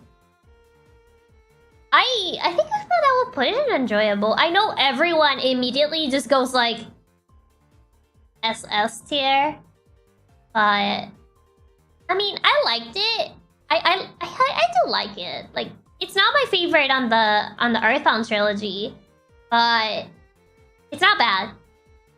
It's not bad. So it's kind of hard. Chowderman, the Chowderman tier. Definitely either enjoyable or would play it again. It's kind of like in the middle of these two, actually. I mean, Earthbound has imported everywhere, to be fair. So I'm pretty sure everyone can, like, play it. So, maybe enjoyable? One thing is appreciating the impact the game had, and another one is how much you personally enjoy it. Exactly! That's pretty much how it is. I mean, we'll put it on enjoyable for sure, because I did enjoy it. I don't know if I would, like, play it again, but I enjoyed it. I definitely enjoyed it. Ada Cafe. This is a visual novel. It's kind of like a romance visual novel. I'm trying to fully remember it. You kind of, like, go to this cafe, and they kind of, like, offer you this option to, like... You can go to the future and amend your mistakes, or you can, like, not go. Let me, like, actually find exactly how it went. I vaguely remember it, but I don't know how to explain it exactly.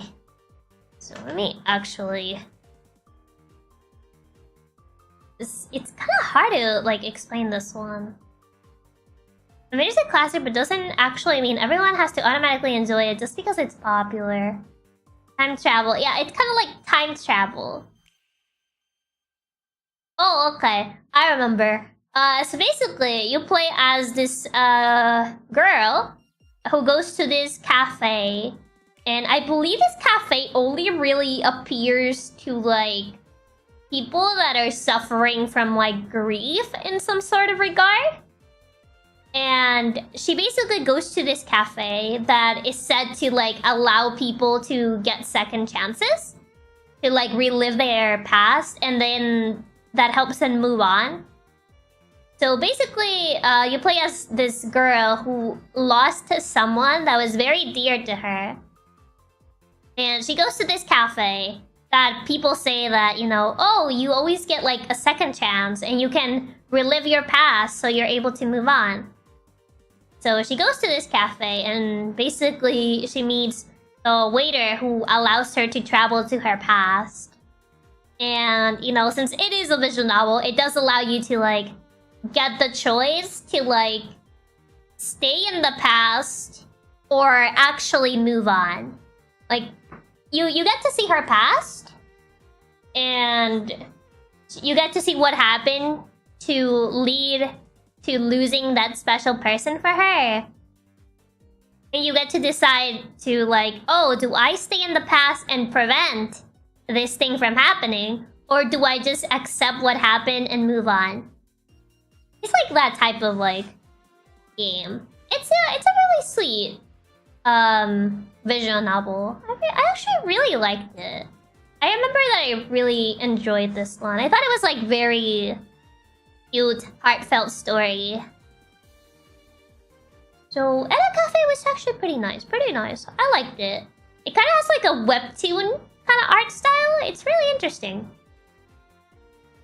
Really, really nice. Loving my paradoxical dilemmas.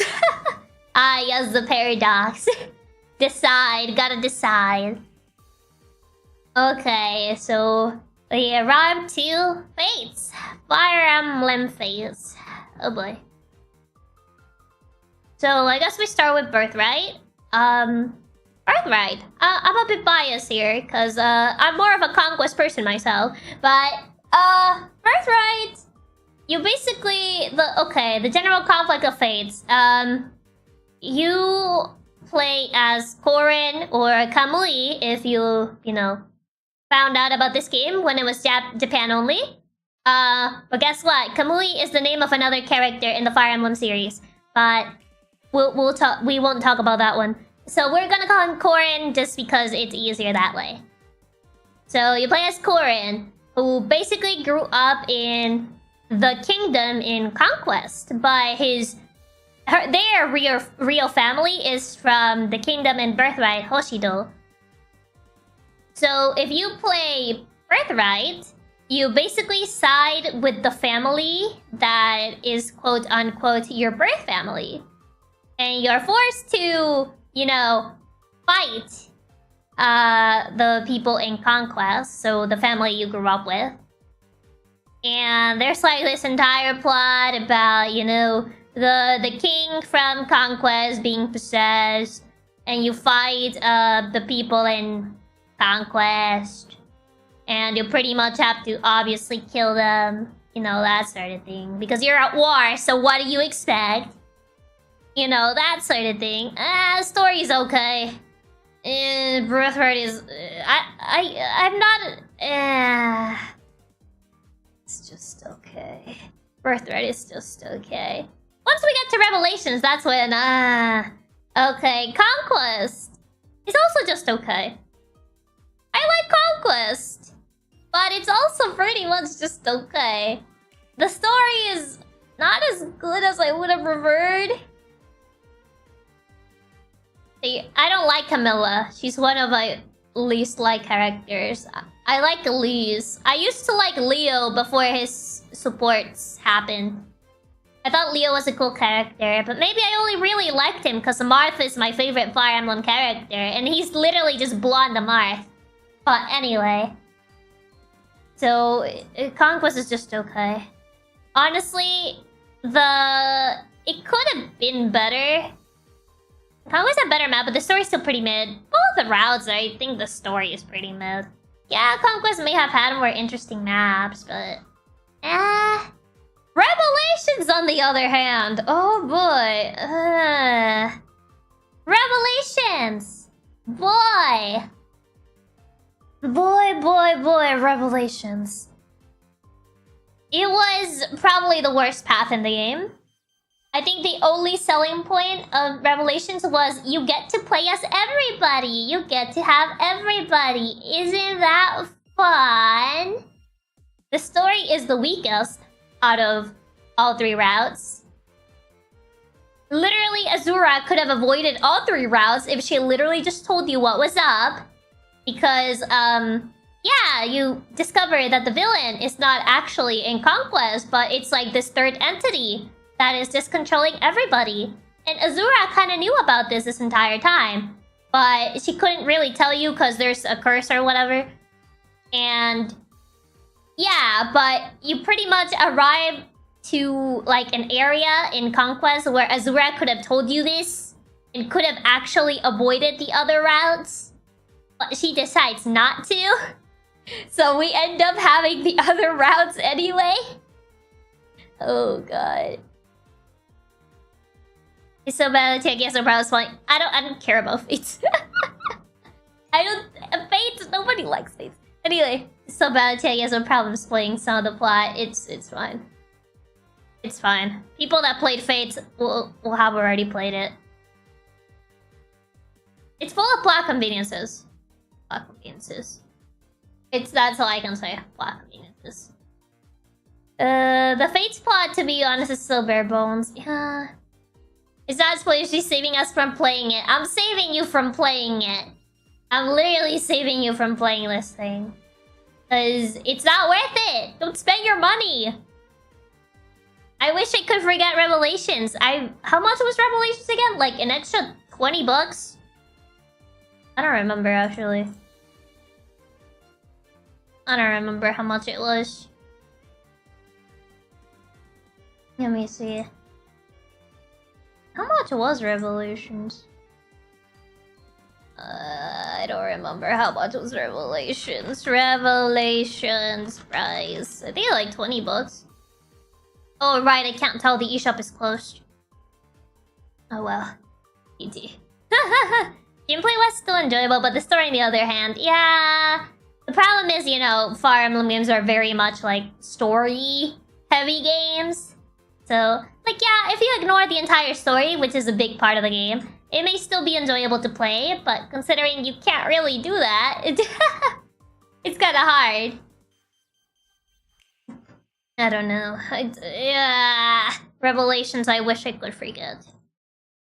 Okay, we have Final Fantasy 13-2, I think this is. Yeah, Final Fantasy 13-2. I never played 13-1. I got Final Fantasy 13-2 as a present. So that's pretty much why it's here and why I played it.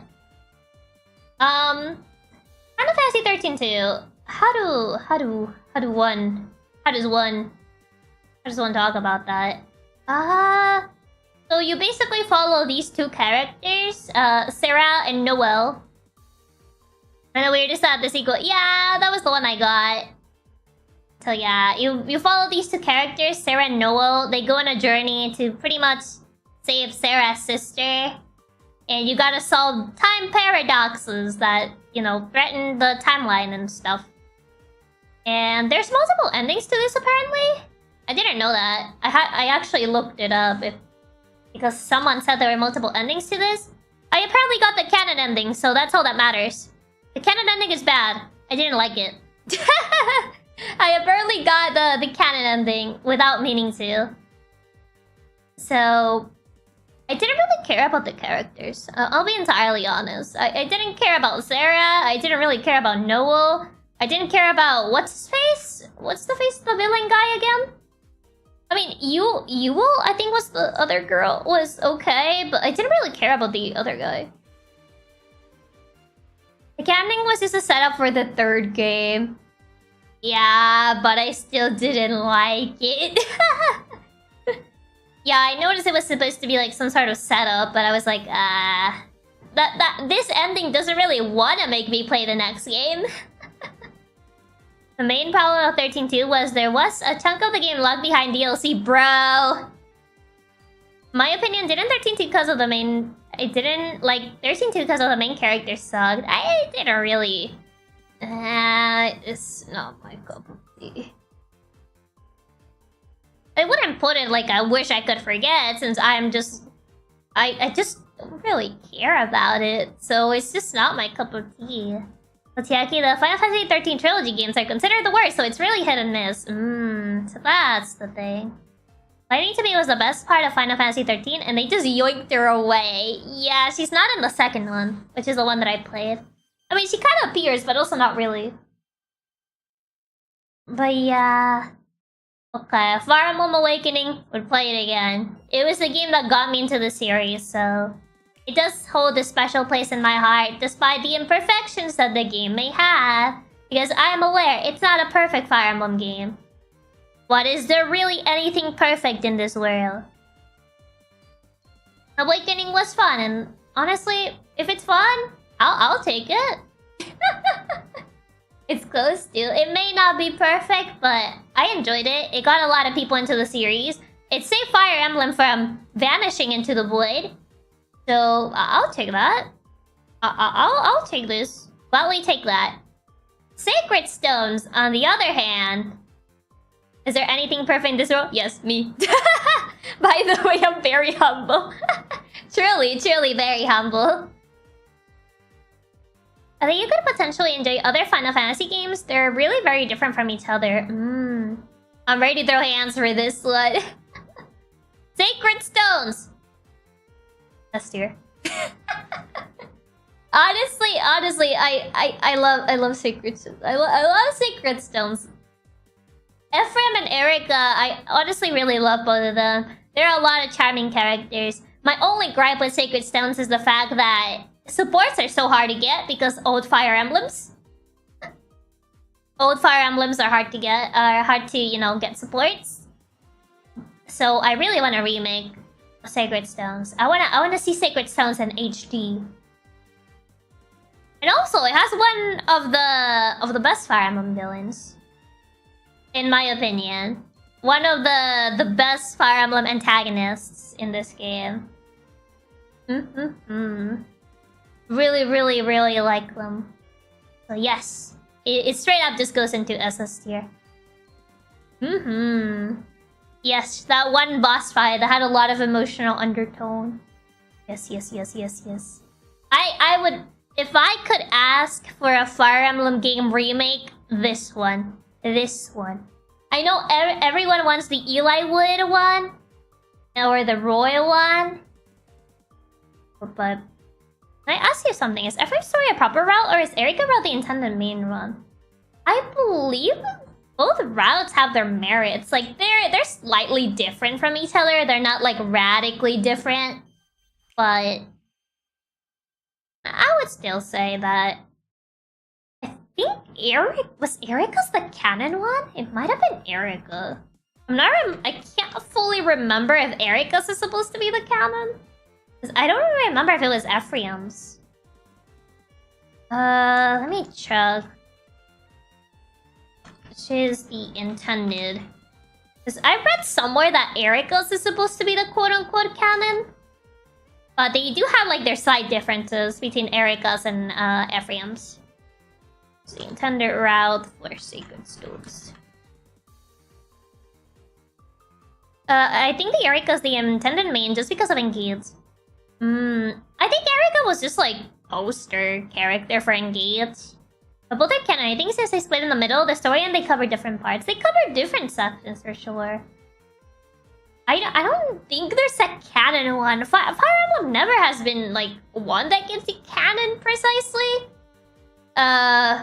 You could like argue certain aspects are canon, like Rom's wife in Awakening. If you look at the cutscene at the very beginning, they show you who his quote-unquote canon wife is. But you can still like marry him off to whoever you want, you know, among the options. Then, Marth being canonically Mary in the way.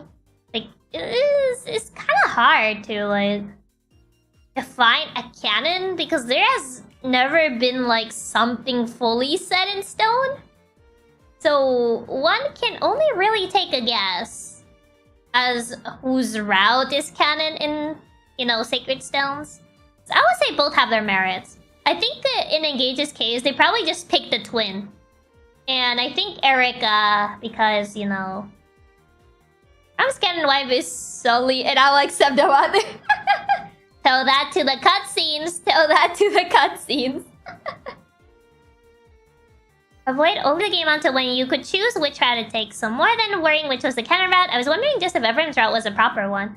I think they are both proper routes indeed. They both cover like different aspects of the story. So I would say it is a proper route. But yeah, in the case of this particular like series, I don't think they usually tell you a canon. They kind of may leave some things like, oh, this would be the quote-unquote maybe ideal, but they don't actually force it on you. It's kind of complicated to explain. Kind of complicated for sure. 3 houses. I have an insane amount of hours in this game, so... And I really, really like playing this game. I always say that this is Fate's done better. Because I really enjoy 3 houses. I have way too many hours on this game. Like, yeah, you can probably argue that the common route is, like, way too long. Because you do have to, like, spend quite a bit on the common route. I'm sad at Home Alone was forgettable. That game got so out later. Assuming you got the actual ending and not the false ending. I can't remember which ending I got. I remember I played it, but I don't remember much about it. Like, yeah, for sure. That was kind of like the thing. 3 Houses was super good. Honestly, 3 Houses was so good. 3 Houses is my boy Claude because I chose the side of the common people. Blue Lions, my beloved Blue Lions. Let's go. I'm sorry, I'm Blue Lions team. I'm Blue Lions team. I can't. I played that route twice just because I couldn't make myself betray them. I mean, I eventually ended up playing the other routes because I had to. But Blue Lions. Blue Lions. Yeah, this is great. The only thing I didn't like that much was that the character designs were a bit plain. Well, yeah, you could say they weren't like as maybe they weren't as flashy as others, but I was like, Chiaki, look at Dimitri was like, I can't fix it. I don't think I can. I don't think I can fix it. No. I don't know. I always found him to be like the most interesting character. I mean, to be fair, when 3 Houses came out, I was between him and Claude. But I kind of like got the vibe from Claude that his route was gonna be like more laid back. So I was like, okay, we're gonna do the intense routes first, and then we're gonna pick Claude's route. I got this red lady Edogar's gospel. No, Blue Lions. Claude's a bro. Claude is really a bro. Claude is really, really a bro. The game has a breakpoint where you think it's over, but you gotta do some obscure things. Yeah. I mean, the thing with Edogar's route for me was also how hard it was to get, because you have to trigger like a certain thing in order for it to happen. So yeah, it was... But I did get to play Edogar's route later. I just played the church route first, because I didn't do the thing. Dimitri, just poor guy, his life went just to shambles. It was intense, it was a ride. Well, so hi John, welcome, welcome. Claude is just a bro. I like Claude, I really like Claude. Claude is way better explained in 3 Hopes. I see, I see. I did feel like some things in Claude's route were like a bit not fully explained, but that's kind of reassuring to hear. That they at least like develop his character a bit more there. I just haven't played 3 Hopes yet. Haven't gotten around to doing that. But yes, I have like a lot of hours on this. I think it was it last year? I think it might have been last year. Because I think usually at the end of the year, Nintendo kind of like tells you like, oh, this is the game that you played the most. And I think I got like 3 houses with like a lot of hours. And I was like, well, I'm not surprised. Need to ask a question. Do you agree with Edelgar's choices? Here's the thing. I don't agree with Edelgar's choices. I feel things could have been done better. Like she could have definitely done things better. I don't know. I felt like her way of doing things just didn't sit well with me. Like, I don't know. Anyways, can't stick around. Just wanted to see how many games I could recognize. Oh, it's fine. Thank you for stopping by, Kat. It's a hard moral question. It's hard. It's hard. I just personally do not agree with the way she did things. I personally just do not agree with it. Like, I feel she could have definitely gone a different way about the situation. But we're not gonna get into that. We're not gonna get into that. 200 hours in 3 houses is just a completionist run for all the routes. I think I had like 400 hours. I think it was like around 400. I'll probably have to recheck on my Switch. We can all agree that Quad's route had the best final stage song though. Shattering Star. Ooh. I played Claw's route so long ago. I need to like re-listen to Shattering Star. I can't fully recall how it sounded. Mr. Fire Emblem Satsu so far.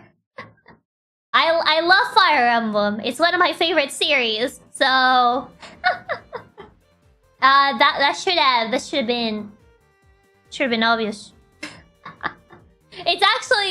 It's surprising that I didn't speak about Fire Emblem this long into my debut. So it's actually kind of surprising. We spent like what, 2 months before I went into like a Fire Emblem just like tangent. It's actually kind of surprising. For me, I just couldn't agree with her choices. She was kind of evil for me. It was like she just forced her ideals and just chose violence over death for everything. I actually agree with that perception because that was the same perception I had regarding her. So yeah, I agree with that because it's pretty much my same perception. Yeah, we're getting sidetracked. And I am holding myself back because I could argue the whole day about why Edelgar was right.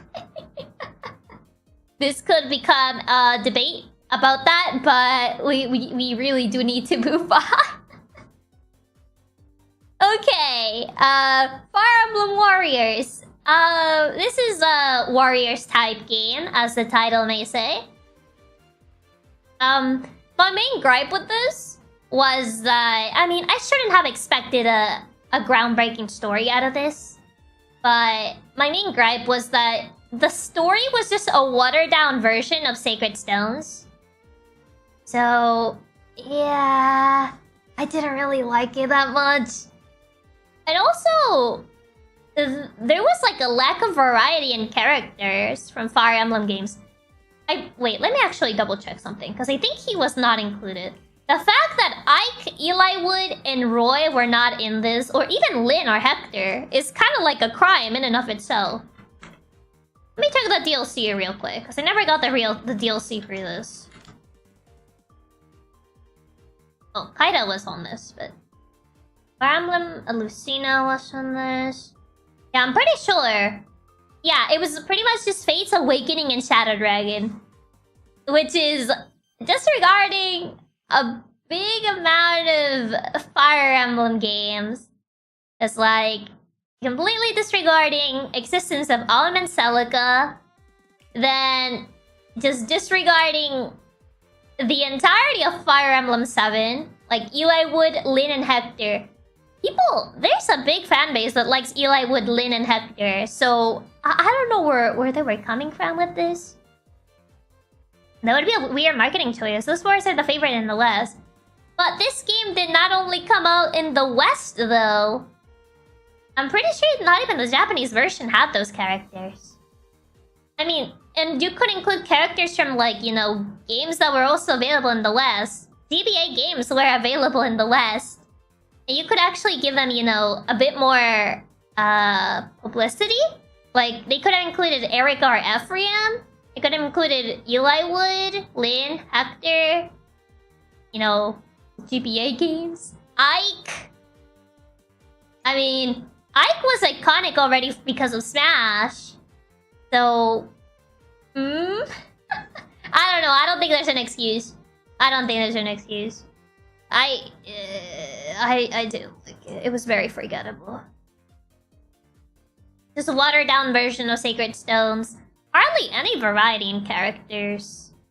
Out of, you know, the same games that everyone already associated with Fire Emblem. I guess Shadow Dragon, they pretty much had to add it. Because, what was it?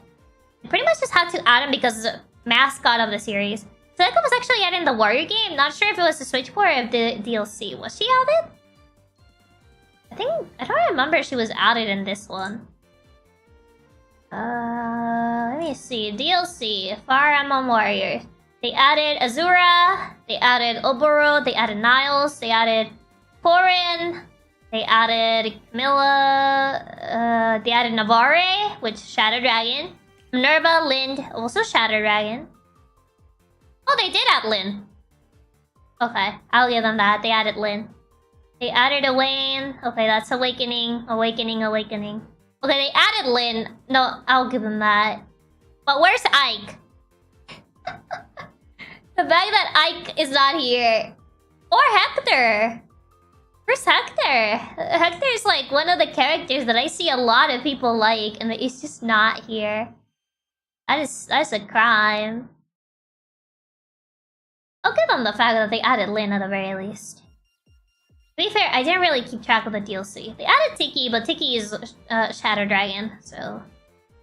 Did they add it Celica? Because I can't find any Celica. Fire Emblem Warriors Celica.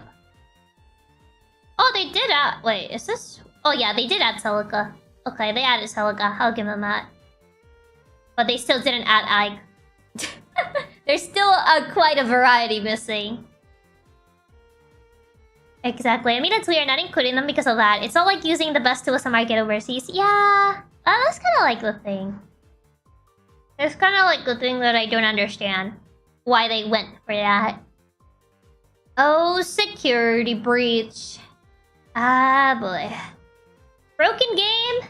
I actually like the initial idea behind this. Because, I honestly thought the series was getting a bit repetitive. So, I like the idea that you could actually move around and stuff. I just think that the game is too broken. The story is... it's kinda there.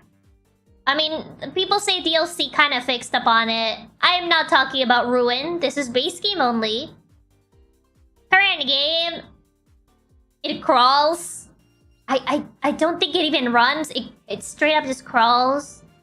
I think I had my PC actually lag so badly on one section.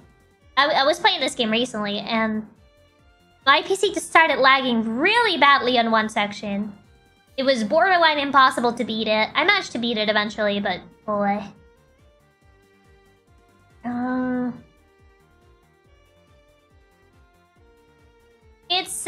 It is kind of unplayable. You can maybe play it if you have a lot of force of will, but it's a thing. I mean, I think the designs are cool. They're not particularly scary, but I think the designs are cool. But yeah, it's not my cup of tea. Oh gosh. Florence! This is kinda of, yeah, I already mentioned the DLC. Conrad. That there is DLC, but I am not talking about the DLC. We're talking a base game only. Florence! Florence! This is kind of like a webcomic type of game.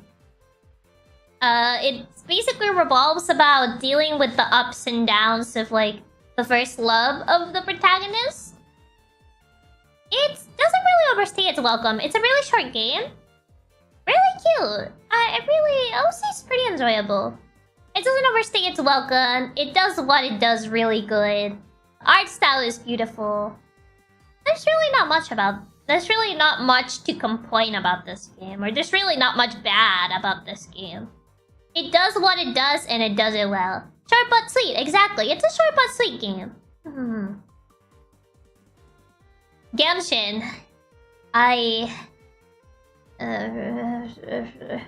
Genshin,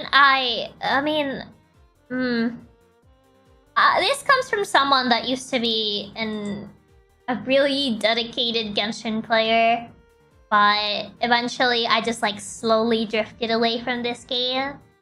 I really like the world designs.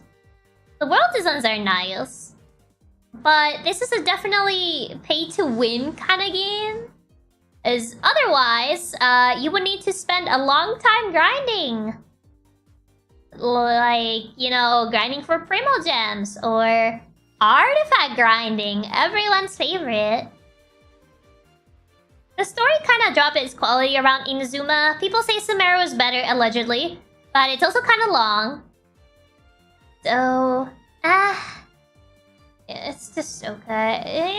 It's not my cup of tea at this point.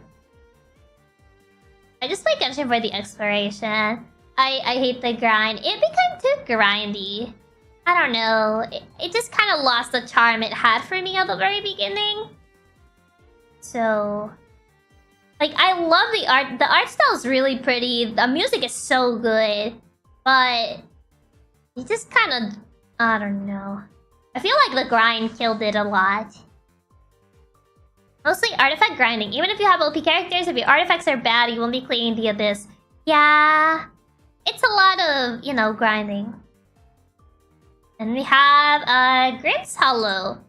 RPG Maker type game. And RPG Maker type game where you become a Reaper and you search for the soul of your brother. It has like a simple yet good battle system. But I felt the story ended up a bit sudden, as if we were missing like a couple things. But overall, it's a pretty nice game. Like, it has its little things, but I don't think it's like inherently like super bad or anything. It's a nice game. Really, really nice. So the first tree, I might need to go a little bit faster because we're missing quite a bit. Okay, the first tree. This is kind of like an atmospheric type of game. You pretty much play as this, you play two parallel stories. One as the fox, and the other one, I believe it was like a couple that were like undergoing a tragedy, but I think most of the gameplay you do it as a fox. But, you pretty much see like the two stories. They kind of like, are parallel to each other. It's one of those like more calm but emotional types of games. A lot of exploration and just like taking in the environment. It's a very emotional type of game. It has a really beautiful world as well. Kind of like sad. That sort of vibe. So if you like games that are more atmospheric and that sort of thing, I would say the first tree would be a good game. I liked it. Pretty enjoyable, actually. Hakuoki! I tried liking Hakuoki, but Hakuoki was not my cup of tea. This is kind of like a more historical otome game. A lot of like history related to like Japan history. I don't know, I felt like it was like too much. That sometimes I felt it was like dragging on the plot. So it got a bit boring for me. I tried the anime, not my cup of tea either. Yeah, I don't know, I felt the story was dragging on too much. I pretty much just forced myself to finish this game. And I was just glad it was over. I tried it because a lot of people praise this game when it comes to otome games, but it just got boring. It just got really boring for me. So yeah, I just have to put it on not my cup of tea. Because I don't think I would put it on like these tier where it's like so bad I want to forget. It's just like, it's not my cup of tea. Like, eh. Hamtaro, Hand Heartbreak, S tier. I really love Hamtaro, Hand Heartbreak. It's the best Hamtaro game. I mean, there's not a lot of Hamtaro games, but it's the best Hamtaro game regardless. You basically play as Hamtaro and Bijou, which is the white hamster for the people that may not know. And you have to like restore the love of like everybody, whether this is romantic love, platonic love, family love, you know, all that sort of stuff. Because apparently there's this hamster that is like destroying everybody's love. But yeah, it's honestly a really fun game. Really fun game. I played this game so many times as a kid, and I enjoyed it. I even like played it relatively recently-ish, and I still enjoyed it as much as I did back then. It just goes into the SS tier.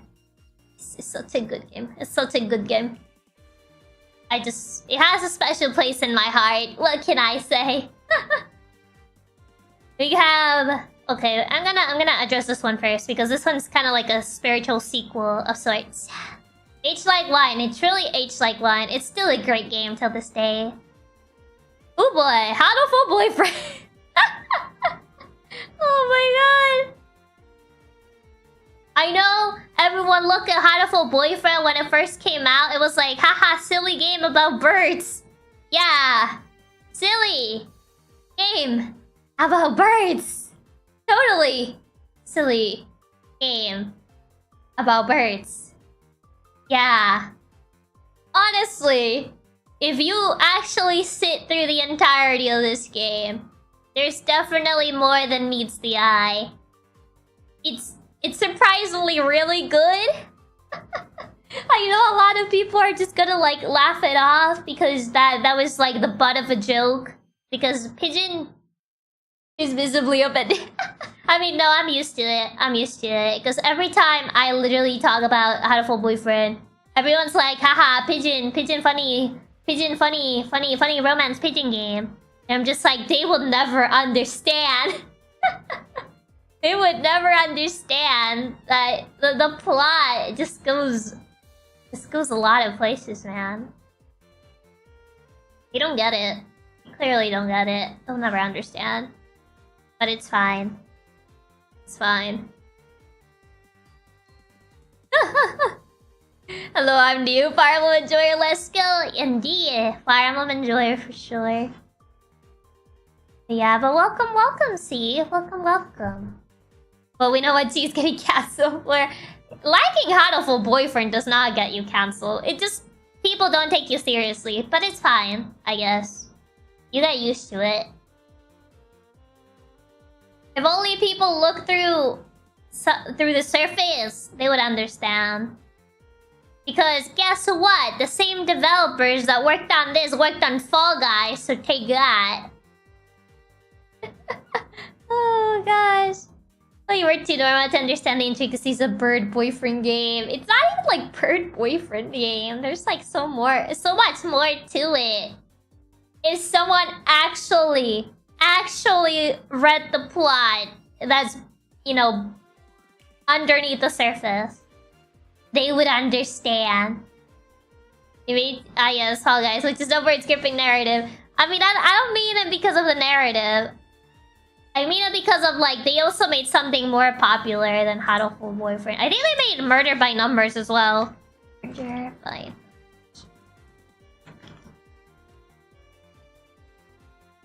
if only I can find... Wait, no. That's it. Game. Let me see. I believe it was the same studio in Murder by Numbers. Yeah! Same studio! The same studio that worked on Hatoful Boyfriend. They worked on Murder by Numbers. which is a more serious, well, I guess a more serious game, quotation marks. It's a Picross murder mystery game. Because I know nobody takes Hatoful Boyfriend seriously.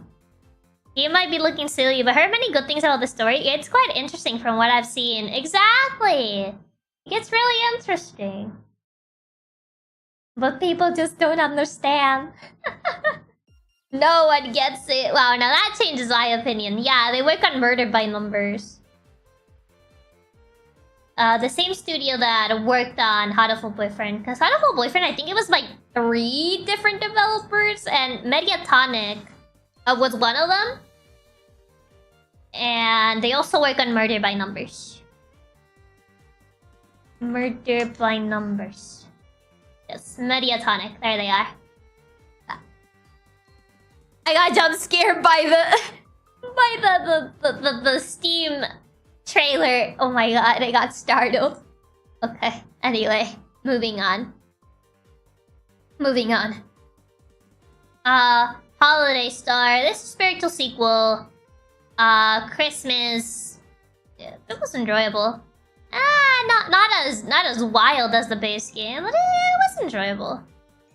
It was nice. It was nice. Heal. I don't remember much about this game. It was like a puzzle game where you play as an old man. And they, you know, you kind of have to solve puzzles to go everywhere. It's pretty forgettable. I don't remember. Do you have the mute trailer option enabled? I thought I did, but apparently I do not. I really thought I did. I do not. Yeah. So sad, but I really need to leave just my world. Oh no. I hope that you have a good rest of your day or night, Blade. Yeah, don't worry about it. Don't worry about it. Okay, health? I feel someone's gonna get upset about this one. It's okay. You know what I mean? I mean, it was a nice game. It just didn't really stick with me. You know what? It just really didn't stick with me that much. The art style's nice, I guess. I mean, the art is nice. There's puzzles and there's yeah. I think a lot of people honestly just like this game because of the waifus. But yeah, the menus are fine, but even the puzzles end up being repetitive and boring. Yeah, I think honestly people just like this because of the waifus, because the puzzles do get a bit repetitive. Honestly, I think it's just okay. I can't really say that it was super enjoyable. It's like, yeah, one thing I can say is the amount of art that spawned for the game is glorious. I only know it from the fan-made stuff. I mean, yeah, like, the character designs is what spawned a lot of, like, fan art from these characters, but I don't know, yeah. I don't know, man. Okay. Hi-Fi Rush. I really like Hi-Fi Rush. I would play it again. Just obviously not right now. Just not right now. Because I played this on stream relatively recently. But honestly, it's such a good game. Cause right now, not right now. It's thank you for the tip. Oh yeah, that low-key scary. Oh wait, thank you so much for the dono. Thank you for showing us your favorite games. We're super excited in watching the stream. It's always fun to see other people's lists. Plus I get to find out about new games like Otome games which I lack knowledge of. Also I trust your gaming opinions, will check them. Ah, thank you, Blade. Really appreciate it. But I hope you have a good rest of your night or morning. I'm not sure what time it is for you. But yeah, thank you for stopping by. Or play it with the shark outfit. Just a meme run with the shark outfit. Yeah, honestly, really good game. Star Rail. I mean, it's kind of hard for me to say much about Star Rail, considering I haven't gotten that far. I pretty much added it because it's the same situation with Genshin, that it keeps getting content. But so far, I'll play it again. I like Star Rail. So far, what I've seen from Star Rail, I do like it. Oh, it's always night for me? Oh, I see. There's always nighttime. Oh. Good to know, good to know. Yeah, see ya! I play solely for Kafka. Touche. Priorities. Yeah, I do like it.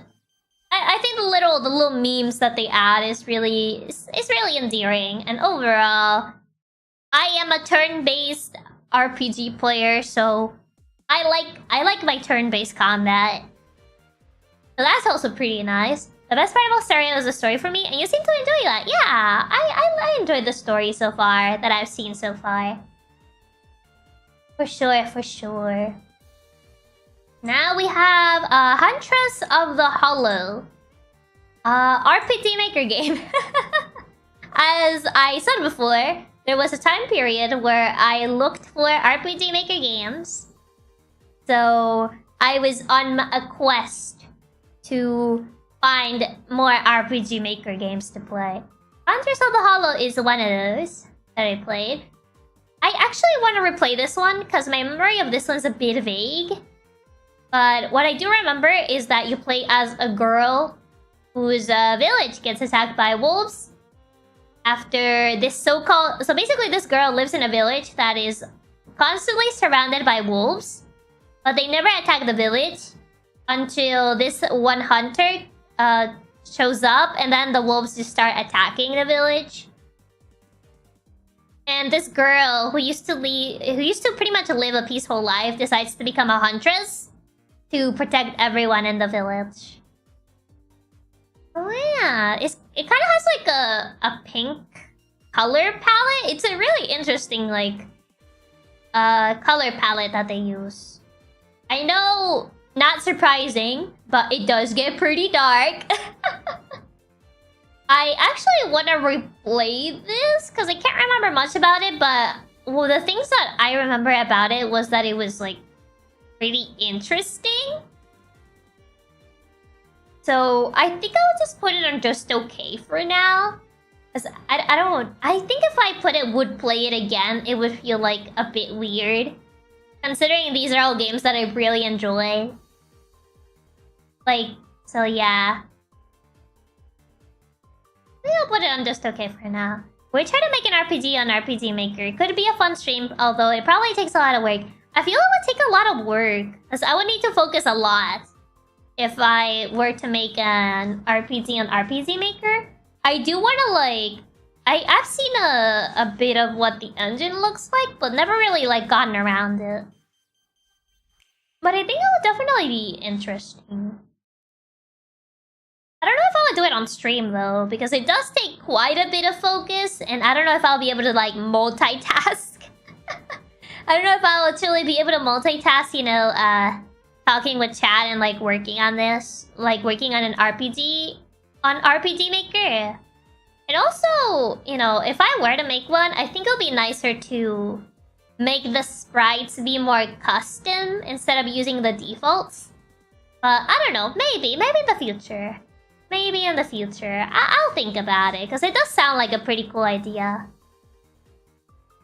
I think the only games I've made are VMs on Ren'Py. I did make like a small game on Unity at one point.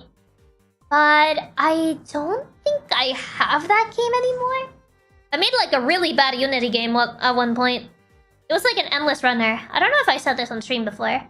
I don't think I have the files for that anymore, but it looked really bad, so it's probably for the better. It's probably for the better. I made like this endless runner where you played as like a dinosaur who had to collect eggs and avoid a meteorite. It was very bare bones. Very, very bare bones, but... it was good for a first attempt, I guess.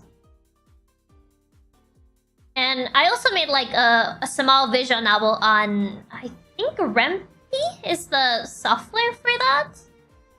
I can't remember. Like the internet down from game from Chrome. I was inspired by that, but yeah, something along those lines. It was something along those lines, and I made a small visual novel on Rempi, which is a visual novel engine. I believe Doki Doki was made on Rempi as well, initially. I'm not entirely sure. I think the first game, not sure about Plus. But from what I've read, apparently the first Doki Doki was made on Rempi. Not entirely. I remember looking at pictures where they said that. Yeah, I think it was. Yeah. Okay. I got sidetracked. Hypnospace Outlaw. Really fun game. Really fun game. I really enjoyed it. I don't know if I would play it again. I really liked it, but I don't know if it fully gets to that point. Because some of the puzzles, I feel like I was really just like clicking on anything hoping something would happen. So I think it's like in the middle between would play it again and like enjoyable. The aesthetic was... The 90s internet aesthetic was perfect. Oh, the 90s internet aesthetic, they absolutely nailed it. They absolutely nailed the aesthetic. But I think the puzzles is kind of like what fully doesn't make me like get it to the next tier. Oh, oops. But yeah, I think it's kind of like that. Original was Rempi, Plus was a Unity remake. So that's what I was thinking. Okay. This game. Oh good. I love you, Colonel Sanders. The meme game. The meme game about Colonel Sanders, I guess. This, I mean, it was meant to be silly, I guess, but it's pretty forgettable. S tier, right? Yes, there is a game where you get to date Colonel Sanders. Yeah, it's a thing. It's a thing that exists. It's pretty forgettable. I mean, it's silly for like the time that you play it, and then you pretty much just don't remember what happened in it. It would be funny Colonel Sanders' game also got super serious in the end. It would be funny if it did that. It would definitely make it more interesting, but it does not. Eve.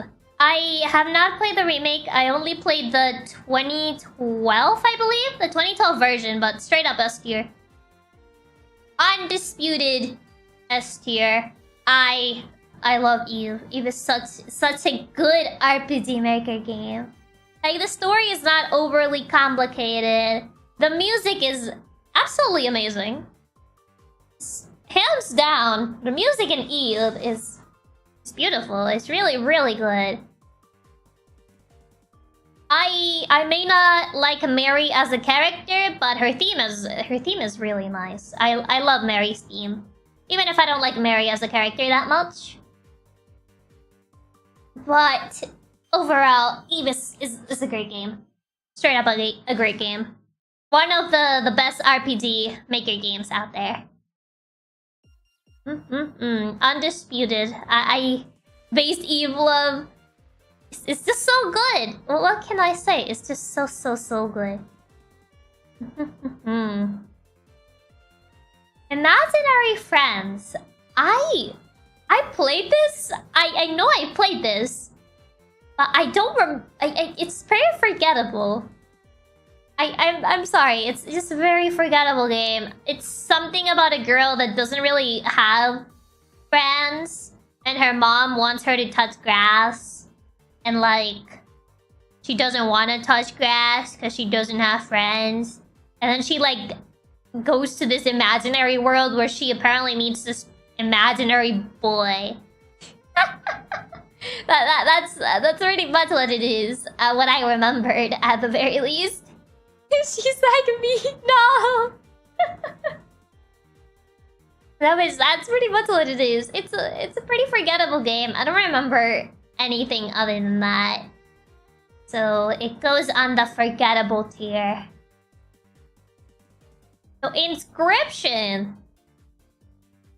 Touch imaginary grass. Oh my god, no, not the imaginary grass. Inscription! Actually, no. Right up us here. Actually, no, because some of the acts I didn't like as much, so I would just put it and would play it again. I gotta knock it down tier because some of the acts I wasn't particularly fond of. But overall, Inscription, such a good game. I'm not like big on deck builders, but I don't know, this one's really fun. Really, a lot of fun. They kind of combine like different mechanics, escape room, deck builder, you know, a bunch of different things. Really, really fun game. Highly recommend. Same people that made Pony Island. Also, you know, the same meta type of humor. But pretty good, pretty good. It Takes Two. This is the type of co-op games that I personally wish I see more of. I feel it's a different type of co-op experience that is not limited to a shooter or limited to a horror game. Or even, you know, the same old, you know, wolf game that is the trend with Among Us. I want co-op games like this. Because honestly, this is... I had a lot of fun with this. I would play it again. You basically follow, like, this couple that is having, like, marriage problems. And, like, this girl that... the child of this couple who kind of, like, sees them argue all the time. It's kind of... I think she kind of, like, wishes they became dolls and, you know... that sort of thing.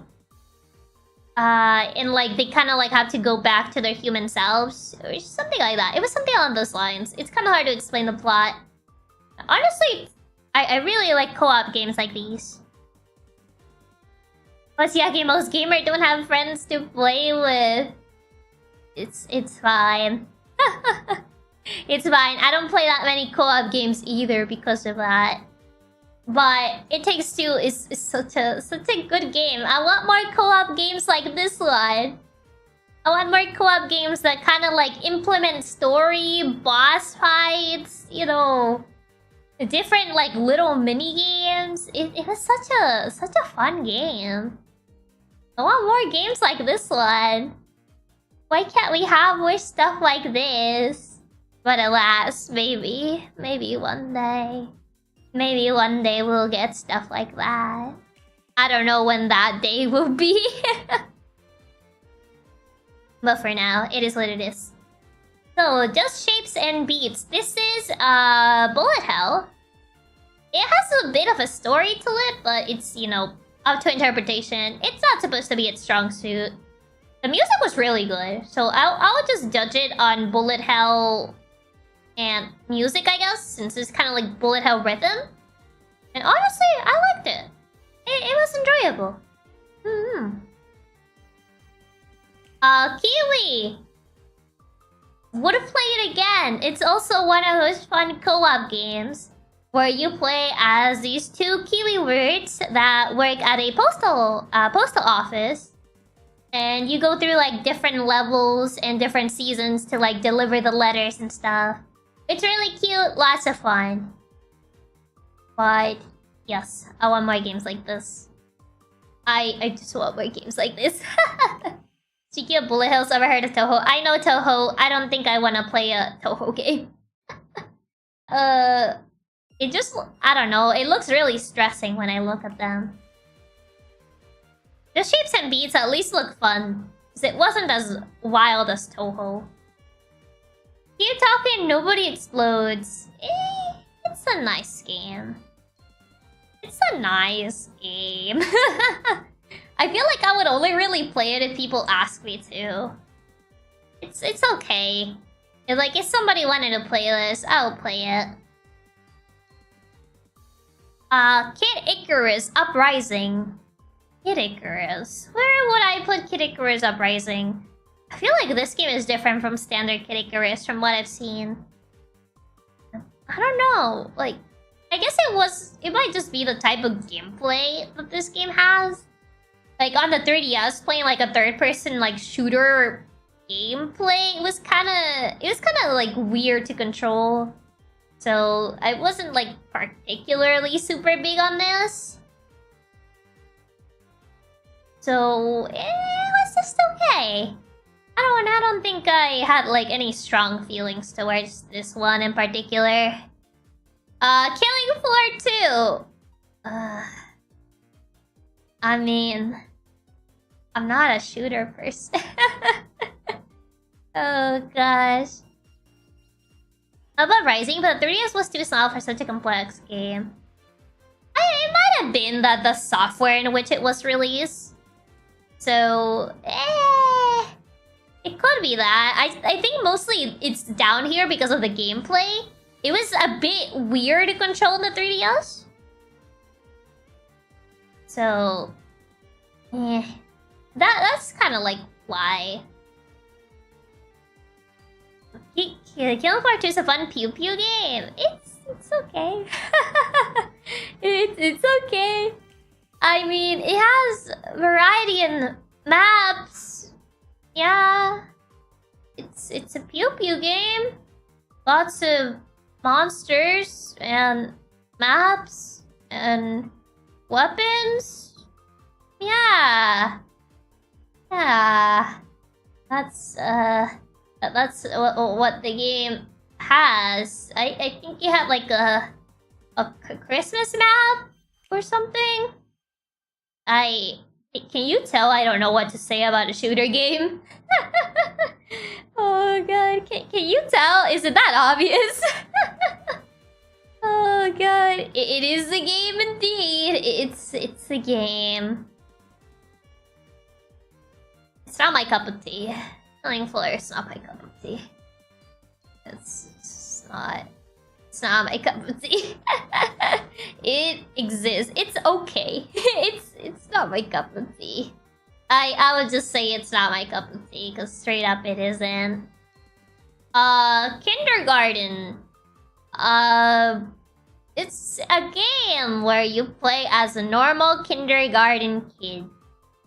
And every day is a Monday. That's it. I'm not gonna say anything more than that, because you kind of have to like find that out yourself. So I mean, I do want to play the second one, so I would say it was enjoyable to its own regard. It's normal for sure. Yes, it's just a normal game. Oh no, not Mondays. Every day is a Monday.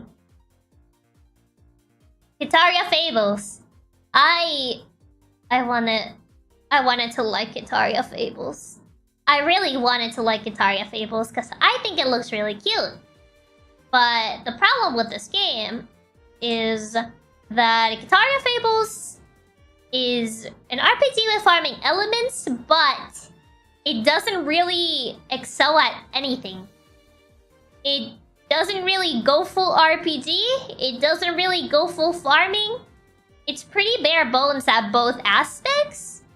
It gets too grindy at times, like ridiculously so. Not even like RPG standards. It's like ridiculously grindy. And I just kind of feel like the only thing that it has going for it is the cute art style.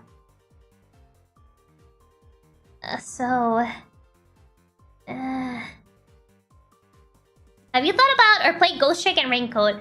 I haven't played either of them, but I really want to. They're on my list of games that I want to play. Both Ghost Trick and Raincoat look absolutely amazing. They look right up my alley, so I definitely want to play those. Ghost Trick, I believe, is the same creator as Ace Attorney, if I remember, and Raincoat, same team as Danganronpa. Noble the term Jack of all trades. This sounds like a mid of all trades. Yeah, it doesn't really like go full with anything. It like tries to do like those two genres, but it doesn't really commit to anything. So yeah, Guitaria Fables just kind of falls flat in that regard. It's really sad, to be fair. But also, I gotta be right back. So I'll be right back. Where's my BRB message? Oh, there it is. Okay, now I'll be right back.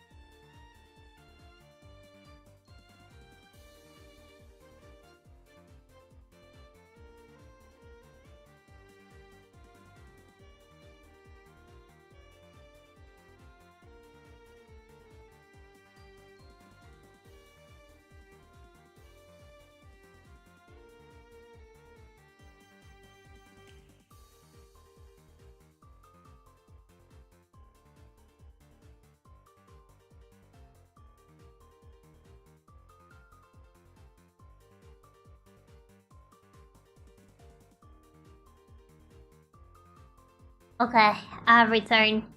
I have officially returned. Let me get rid of this BRB message and yeah. There you go. Okay, where was I? Welcome back. Thank you. Okay, so we were on Kraken Academy. Okay. Kraken Academy. The perfect BRB screen? Yeah. Top tier BRB screens. So, Kraken Academy. So, Kraken Academy, you play as this one guy who teams up with, like, this Kraken. That is kind of like, I think, the principal of the school. And in order to, like, escape these time loops that keep sending the school down the drain. So kind of like they team up together to like avoid the time loops that destroyed the entire school. This has like very fetch and quest style gameplay. It's a bit niche in the sense that it has like kind of like random LOL humor. So if its humor clicks with you, you will like it. If it doesn't, you're probably not gonna like it. So it's not particularly memorable, really, to be fair. It's like very it's very quirky. So like you either like it or you don't. That's kind of like the thing with this game. It's just very quirky, different type of game. It's a game, alright. It's definitely a game. So, learning Japanese to survive, Hiragana edition. Just okay. Learning Japanese to survive, Katakana edition. This one was a bit more enjoyable. It was definitely a big budget upgrade from the first game. Like, the art was definitely more stylized. They definitely put like a lot more work into it, probably because the budget was bigger. Does it work as the title implies? Yes, it does. You pretty much have to fight Japanese characters, characters as in the letters of the alphabet, in order to survive because they're trying to take over Japan. Why over Japan when they speak Japanese over there? I don't know, but that's the case. Yeah, so it's pretty much just like Japanese characters, alphabet characters that are trying to take over Japan, and you need to defeat them by learning Japanese. Yes, you fight them by pretty much just like saying the pronunciation of like the character. So hiragana pronunciation in this one, katakana pronunciation in this one. I feel this one was a bit more enjoyable. The characters were a bit more fleshed out. And the story was a bit more interesting, so... Does it work to learn though? I think the hiragana does. Katakana, I still think it kinda does. The kanji one, no. I would say the hiragana and the katakana can definitely help. I would not recommend the kanji one for learning. The way they try to teach you kanji is not the best way to learn, from what I've read. They try to teach you, like, all the possible pronunciations of the kanji. Which is... yeah, it's not the best way to learn kanji from what I've been told. Apparently, the best way to learn kanji is by learning, like, the most... like, the common words that are used with that specific character. So you kind of, like, learn the reading of that kanji through, like, the word. That's what I've been told that is allegedly the best way to learn kanji. But this game pretty much just forces you to, like, learn kanji by learning every single possible reading. Which is not the best. I had to, like, actually keep a notebook full of, like, kanji. Just to beat this game. Because at one point, I was just, like, drawing blanks on the possible readings. Just because there's so many kanji. So... just... no. No. I did not like that. The last one, specifically because of the learning. The way they try to, like... have you learn kanji is, like, probably the worst way. To actually learn kanji. Like, if you already know kanji, you'll be fine. Wait, I think I switched them. Wait, is the blue one the kanji one? I can't tell because the titles are really tiny. Oh, I switched them around. This is the katakana one. The kanji is the purple one. My bad. It's kind of hard to read the titles because they're really tiny. Yeah, blue one, katakana one. This is the kanji one. And the red one is hiragana. Yeah, I would just put the kanji one at the very bottom because of that. Left 4 Dead 2. Specifically 2. I think this one's enjoyable with friends. I would actually be up to playing this with friends rather than Killing Floor 2. As honestly, I enjoyed Left 4 Dead 2 more than I did Killing Floor 2. So, I would actually put Left 4 Dead 2, like, up more on the scale. And the reason... I don't know, I think it was the gameplay style. And also the fact that you could use a chainsaw and you don't have to stick with a gun. I don't remember if on Killing Floor 2 you had to stick with a gun. But I remember in Left 4 Dead 2 you could use a chainsaw. Which is allegedly more interesting than sticking with a gun. So, Left 4 Dead 2 would only play if friends ask me to.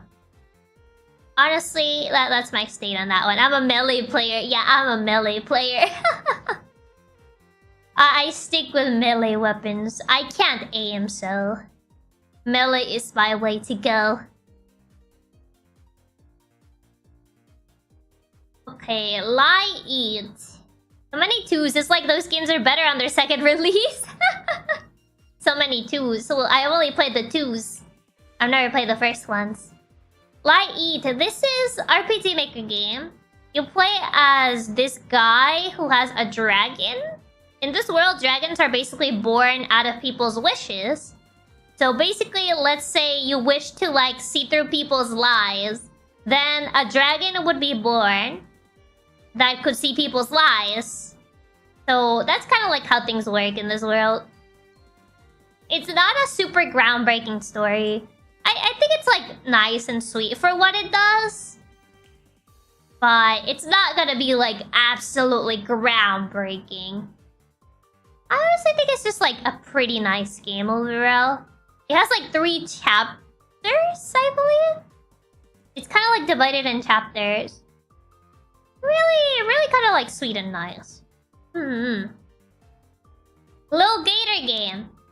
I really, really like this game. I really, really like this game. You play as this little alligator who wants to like cheer up his sister. Because usually he would like play with his sister when his sister was younger. But apparently his sister's like in college and she has to like, you know, be focused on her college work. And she doesn't have time to play with him anymore. So he kind of like makes this big game to like get his sister to play with him. And it's honestly a lot of fun. It's like a lot of like cozy adventure fun. Really enjoyed this game. I would straight up would play it again. And I think there was actually an update for this game recently. Because I got a notification on Steam that said that this game got like a content update. And I really want to play that. I'm probably gonna play the content update on my free time. But honestly, a lot of fun. Really, really fun game. Locator is the definition of a comfy game. It's so comfy, so nice. It's pretty much what I think about when I think of a comfy game. Honestly, really comfy exploration. A bit of collectathon game, you could say. Little Nightmares. Little Nightmares 1. Honestly, Little Nightmares 1 is really, really good. What's the name of the girl? 6. I think her name was 6.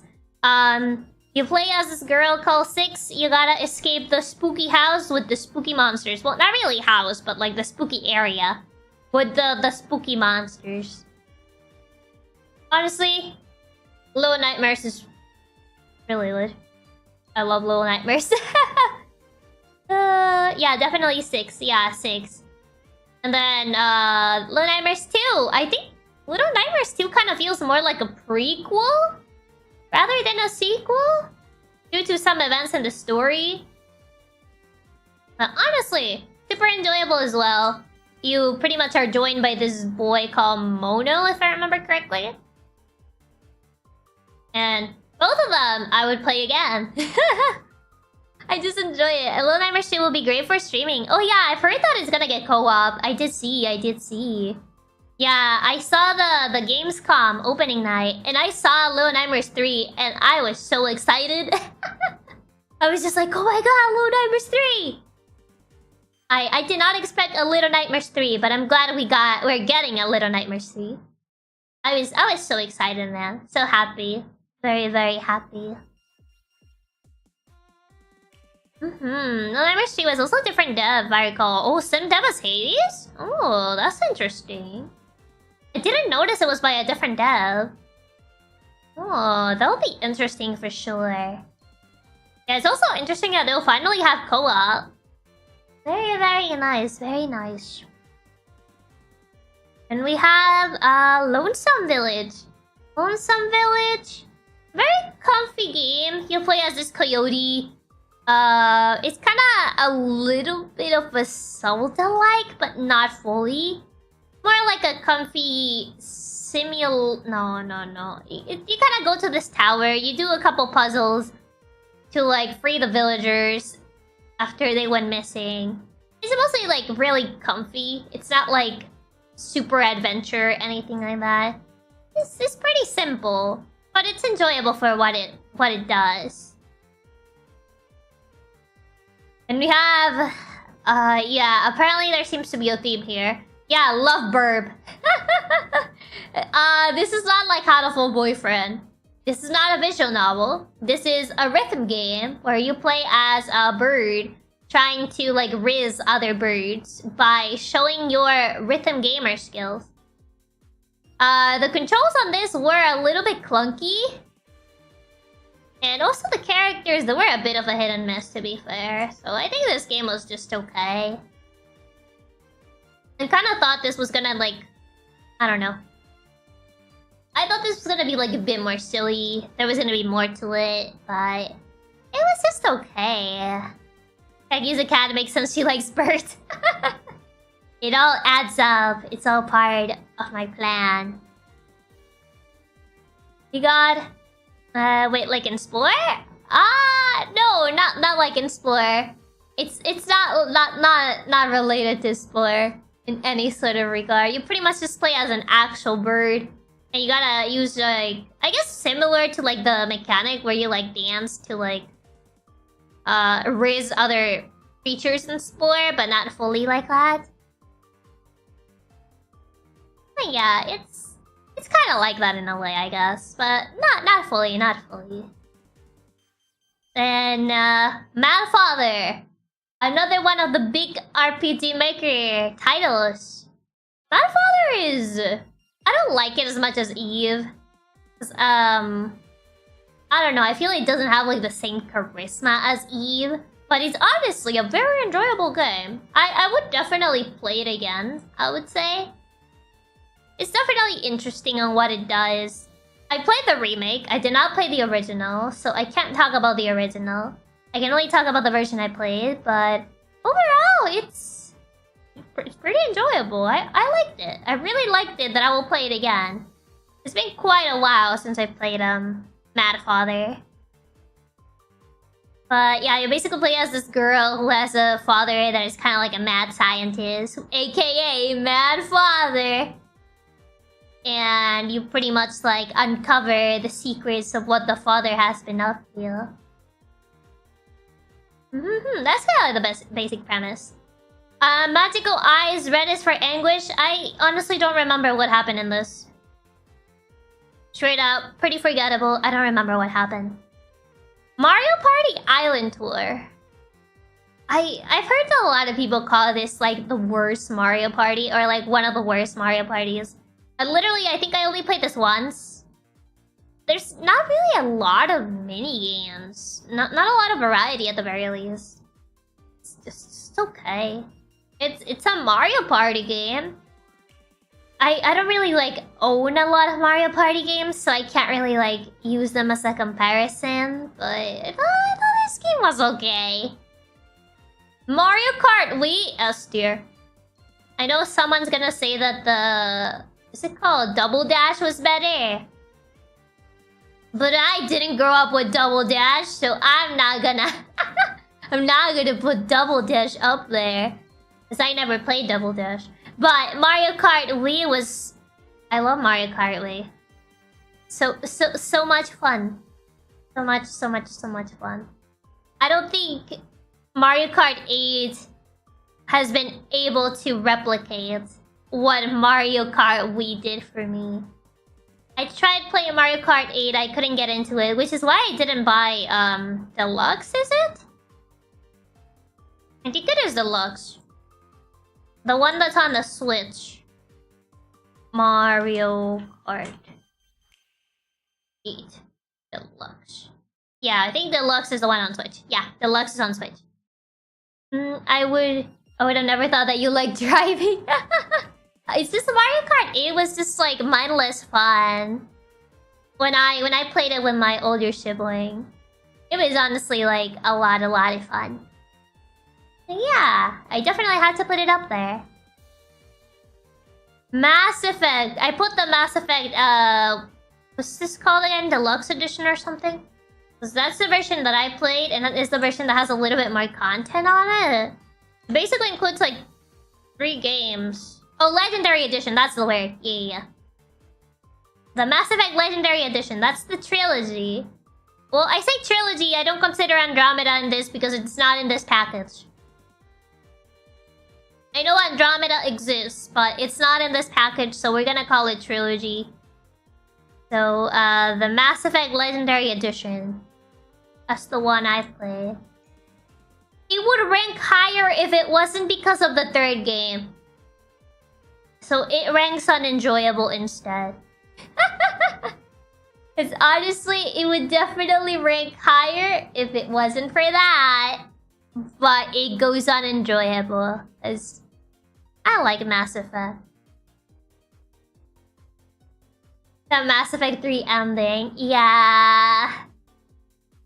The Mass Effect 3 is what made me rank this lower.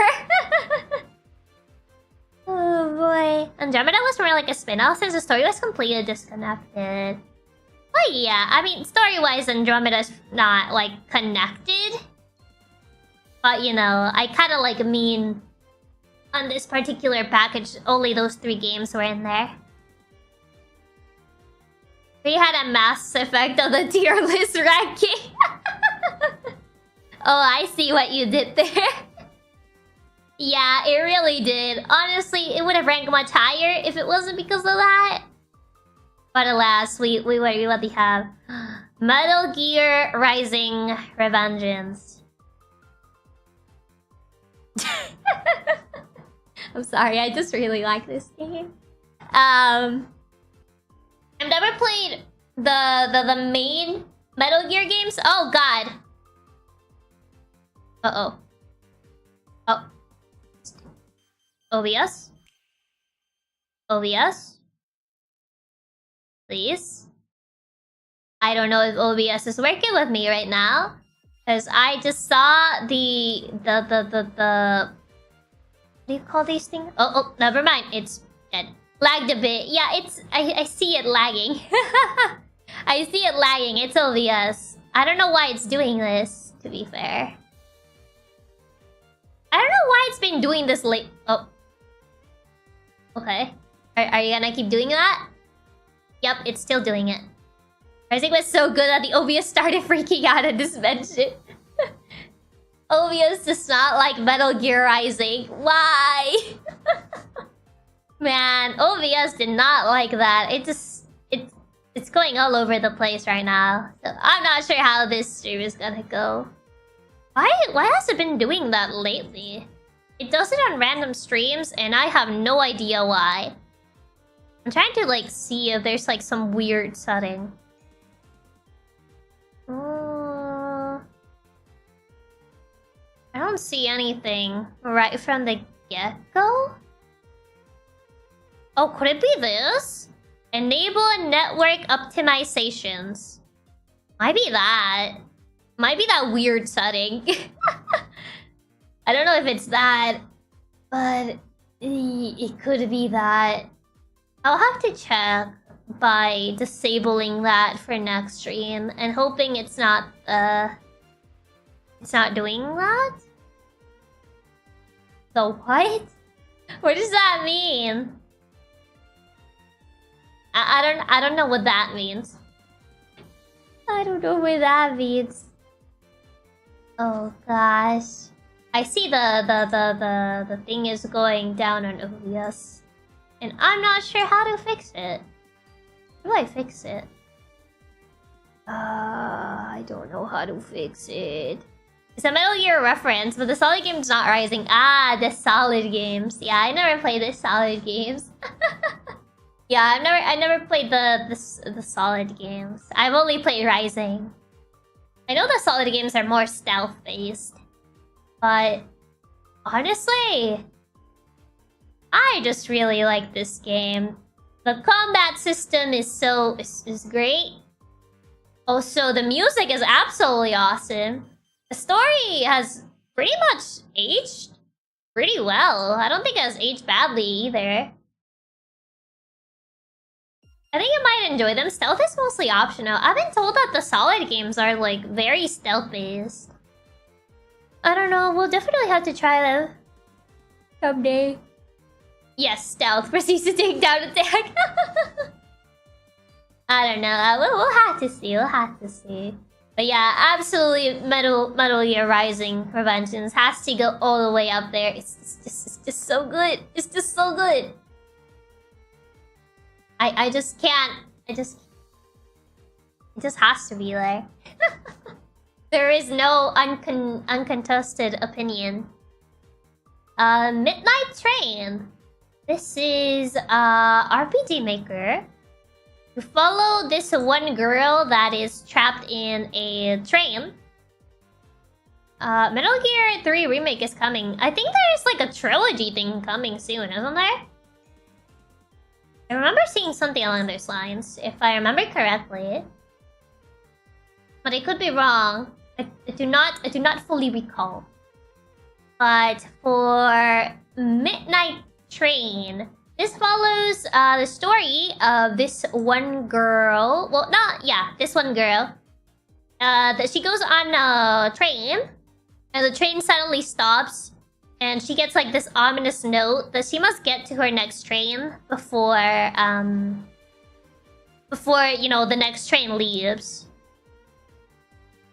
It's kinda... It is... I would call it maybe a little bit of horror in this, but not fully. Despite being, you know, RPG Maker, quote-unquote horror game, I feel like it's more mystery if anything. I remember this one was way better than Arya's story. I honestly think I want to replay this so I can fully remember. But... I remember it was definitely fun for sure. I think I'll probably replay this sometime on my free time. Play this one. Okay, actually, let me try stopping stream for a bit to see if I can fix the OBS thing. I think I might be able to fix it. I can maybe try some temporary solution that might fix it, or it might not. We'll have to see. Is seeing the what do you call this? The bitrate? The bitrate just dropping so much, and I am not entirely sure what's causing it. Because my internet is working just fine. So I'm gonna try and see. And maybe that fixes it? Because right now I have no idea what it's looking like. It's looking right now. So let me try something real quick. Hopefully this doesn't like immediately just stop the stream entirely. No, I don't think it's that. I don't think Chrome is eating RAM again. But I don't know what is it doing right now. But it's doing anything but that. It's really weird. I'm trying to figure it out, but I have no clue. No clue whatsoever. Let me try something real quick. I hope this doesn't like stop the stream entirely. Okay, one. Okay. I don't know how long that was it. Okay. How long was that? How long was that? It did. Yeah, it's dead. It's gone. She's gone. Okay, how long were we gone? Okay, we back. Yeah, it was just a little bit. Okay, that might have fixed it. Just a couple seconds of buffering. Yeah, it was because I ended it a little bit. I ended it a little bit just so I will be able to see if this fixed OBS, and I think it did. Because it's not dropping anymore. So I think we should be good. Okay, back to what we were doing. This milk inside a bag. Milk inside a bag. I think that's what it was called. Milk inside a bag. Milk inside a bag. It was supposed to be like a paradox or something. Honestly, I don't know if I could call this a game. Like the sequel, I feel like it's definitely more game, but this is the prequel. This is supposed to be like, would I even call this a visual novel? A kinetic novel? Kind of like a kinetic novel, or visual novel maybe, because I think you do make choices. Visual novel, actually. About like this character that has social anxiety and needs to go to the store to get milk. It's kind of hard to call this a game, because there isn't really much to it. Like, you make maybe one or two choices and it leads to something, and that's it. It doesn't last that long. It probably lasts like, wait, how much? Maybe less than an hour? It's really short. I can hardly call this a game, really, but it is considered a game. Honestly, I think the sequel's probably better. Because I feel the sequel is definitely more fleshed out. I think the art style is interesting, but I feel there's not much to this. Minecraft! Yeah! I'm sorry, I got a confession to make. I'm a fake VTuber. I'm sorry, I don't play Minecraft. I'm sorry. I would really only play this if friends asked me to. I don't play Minecraft in my free time. So, can you tell? I'm sorry. I'm a fake YouTuber. I don't really play Minecraft. This is why I've never like actually streamed Minecraft. Can't call yourself a VTuber if you don't play Minecraft or Apex. I'm sorry. It has to be that way. Yeah, I'm sorry you had to find out this way. I'm pretty sure everyone already figured this one out. Or at least everyone that has been here for a while. But I guess for the people that were new or are new... Yeah, I'm sorry you had to find out this way. I don't play Minecraft or Apex either. Good to know I'm not the only one. Yeah, it's the type of game I only play if friends ask me to. It's a rite of passage, Chiaki. I tried playing Minecraft on my own time. I can't. I can't get into it. I'm just not inclined to. Like, if maybe my genmates asked me to play with them, I would. But other than that, I wouldn't really, like, play it.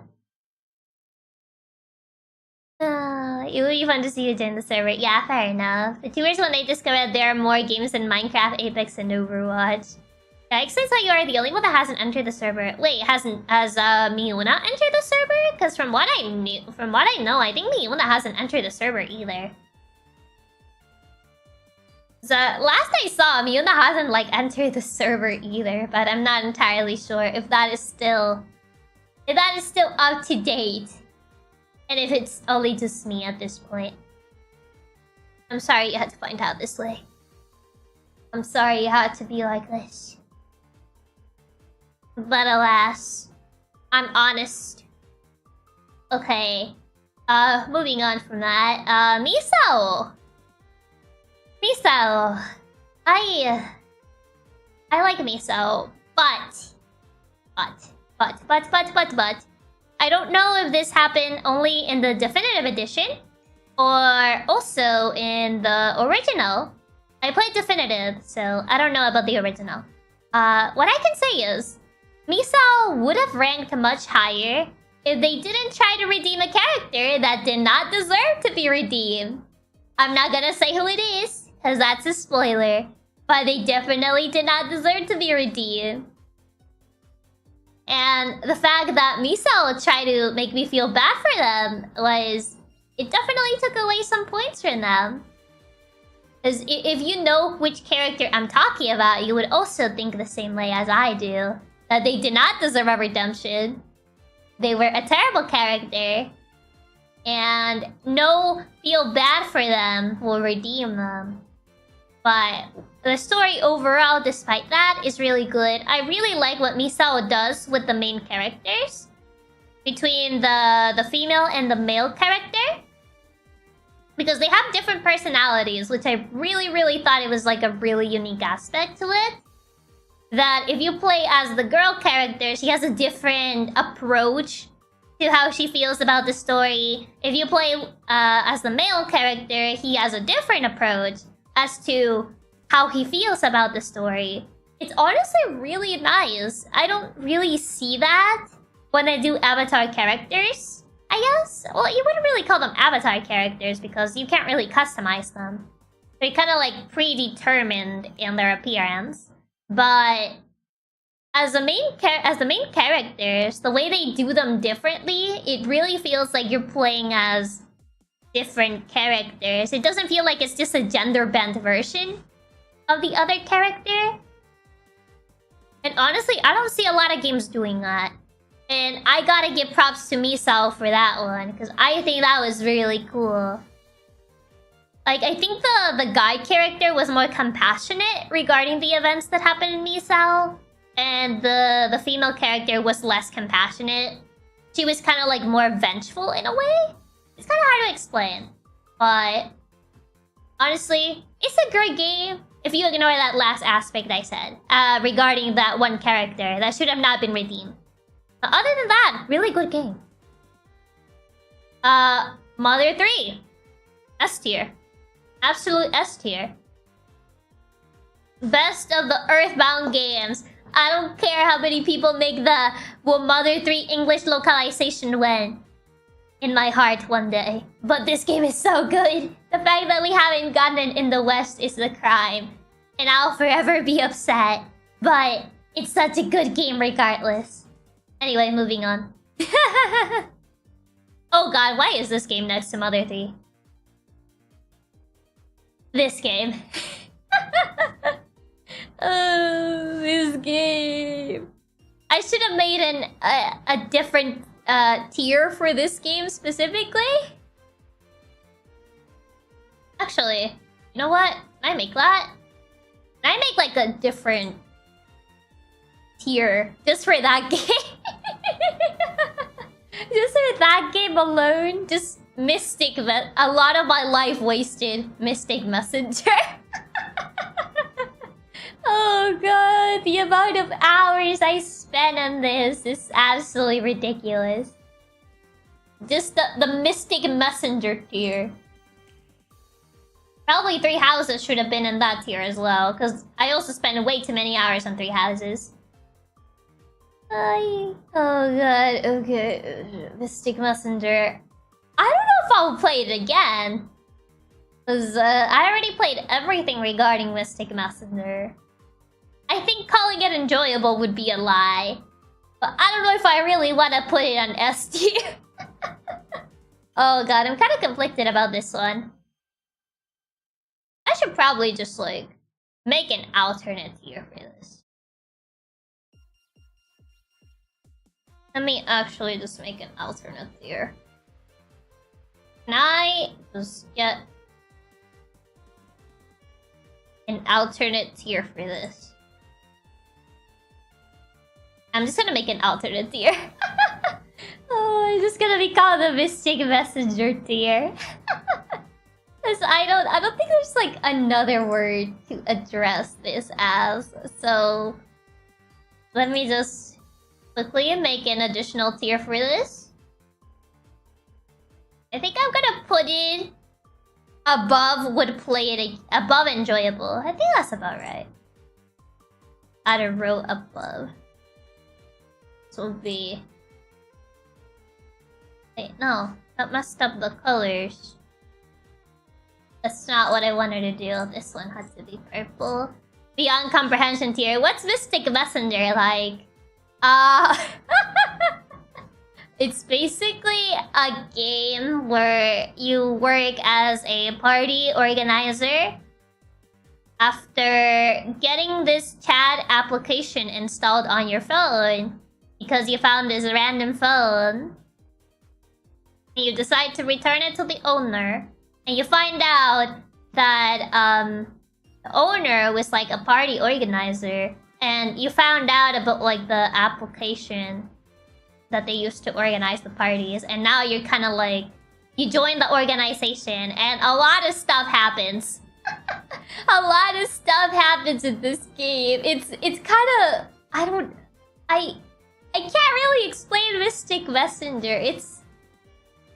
I could say, oh, it's just a game where you message like different characters and you organize parties, but that wouldn't even like begin to summarize what the Mystic Messenger experience is like. So it's kind of hard.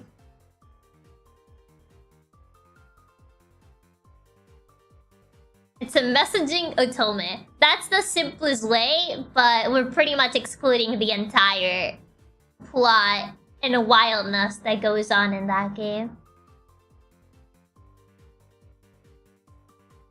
Let me just make an alternate here. There you go. I think I'll probably have to like update it on this side. Yes, I need to update it. Like, let me just update this real quick so it shows up the new tier. I hope it doesn't like delete all my progress, because I think I'm gonna legit cry. I swear if it just deletes everything, all the progress that I made on the tier list, I would legit be so upset. Okay. Let me try refreshing it.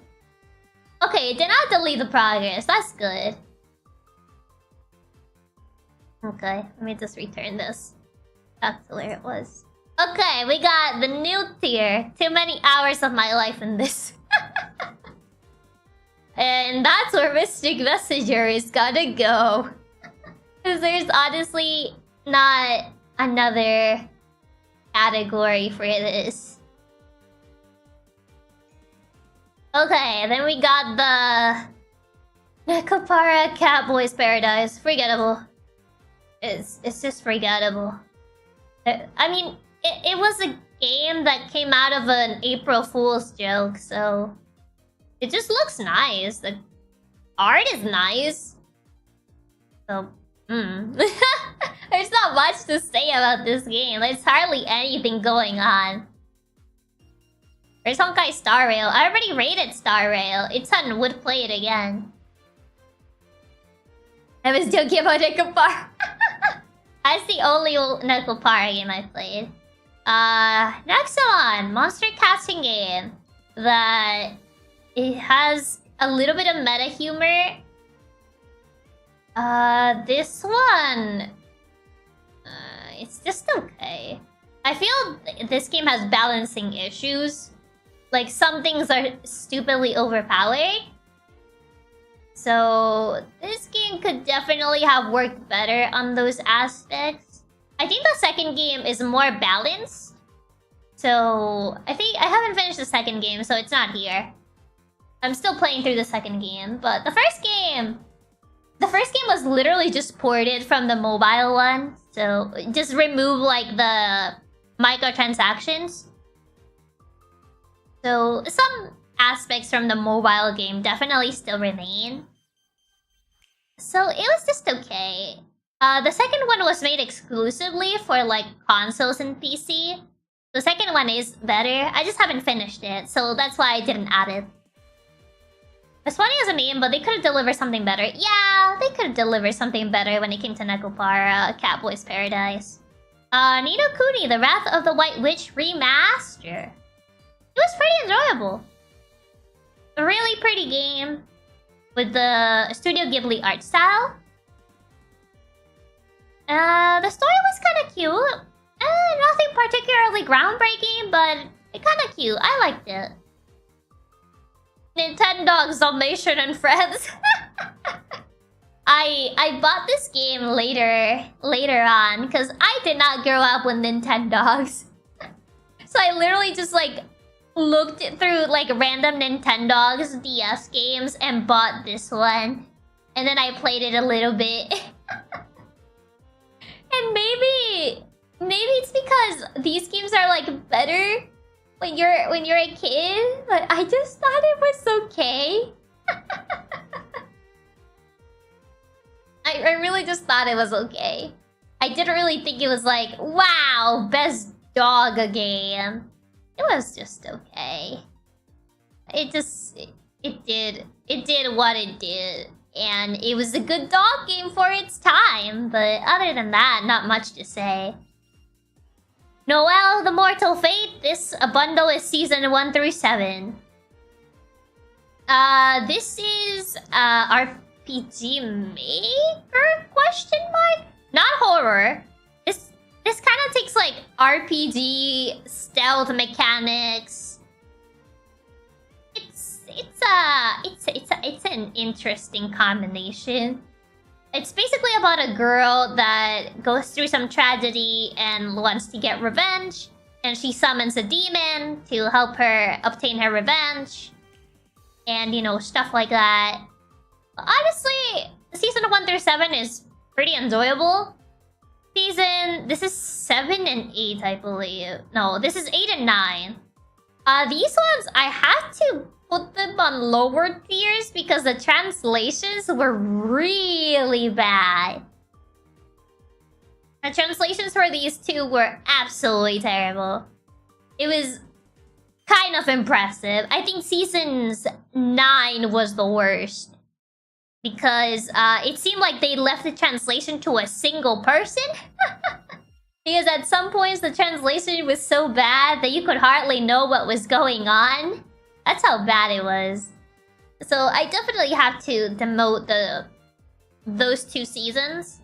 I haven't played the full game, because actually, I just found out that the last season of Noelle the Mortal Fate came out a few days ago. I could have sworn this game was over a long time ago.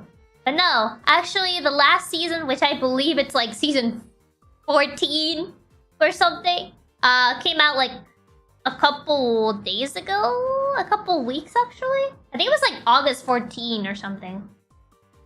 Like 2 weeks ago. And I was like, wow, this thing's still ongoing? It was definitely surprising. Octodad, the Deadliest Cat. I played this on stream, actually. I think it was like the second game I streamed? I can't remember exactly. It was enjoyable, it was fun. I think I would play it again. I think it was silly fun. I think I would actually play this again. It was fun for what it did. One shot. S tier. Straight up S tier. I love this game. This is such a good game. You can't really talk too much about One Shot because you gotta experience it yourself. But it's such a great game. I can't really like talk about it because then I will like explain what makes it so good. But all that you need to know is that Nico is precious. Nico is absolutely precious. Protect Nico. You gotta protect that smile. Absolutely a bit amazing game. Orwell. I actually used to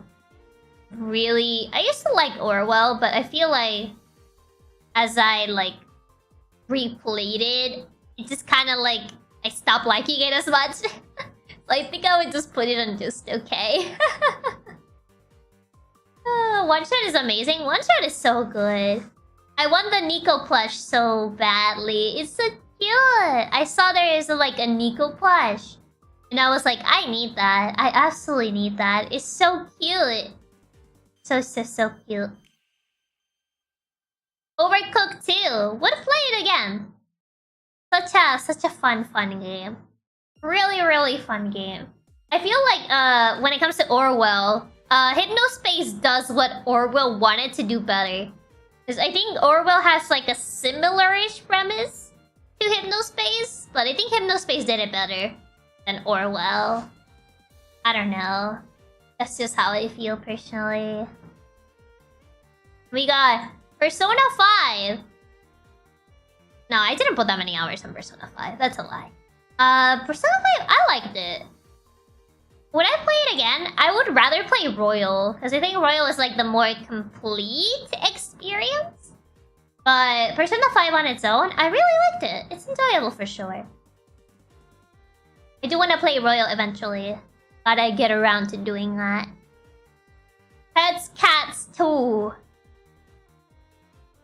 Unironically... Okay, no, I'm kidding. I'll put it on, we'll play it again. But... Pets, Cats 2. The quote-unquote spiritual successor to Dog Island. It's a fun game. The music is unironically really catsy. And instead of like what you do in Dog Island, what you do in Pets, Cats 2, it has similar mechanics to Dog Island. But you play as like a cat who has to like take care of like this magical hat. And, you know, prevent the magical hat from falling into the wrong paws or whatever. And, you know, things happen. And you gotta save the world. All that stuff. Pretty much typical save the world story. But honestly, it was a really fun game. Even if the story is not, like, groundbreaking or something you have never seen before. It's honestly a fun game. I honestly really had lots of fun with this game. So, I think it's fair to put it there. Feel. Oh, god. Okay. Feel Faded Memories. Oh, god. I mean, I had to at least rate this higher than Amnesia. Where did I put Amnesia Memories? Actually, where did I put it? I think I just... Oh, I put it on just okay. Okay. This is hard. I can't put it in the same category as Amnesia Memories. Or actually, maybe I can. Okay, I find pure memories funny for the worst reasons. Because it's not supposed to be funny, but the story just goes so off the rails around the very end that I'm just like, what's even going on in this game? Oh god, I can't, or can I? Actually, you know what? Actually, I should have made a category that's called unironically funny. Okay, actually, you know what? I'm gonna do that. The ironically kind of funny category. It needs to be put above just okay.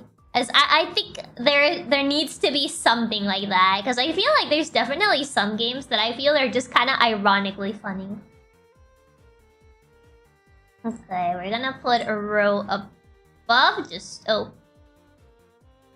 Not what I wanted to do. We're gonna delete this row. And delete this row. And above just... Ah! I moved this. I did not mean to move that. Just okay, we're gonna add a row above. This is gonna call... Ironically funny. I definitely should have made like these tiers like earlier, but I thought I had enough tiers to pretty much just rate everything. But I realized that may not be the case.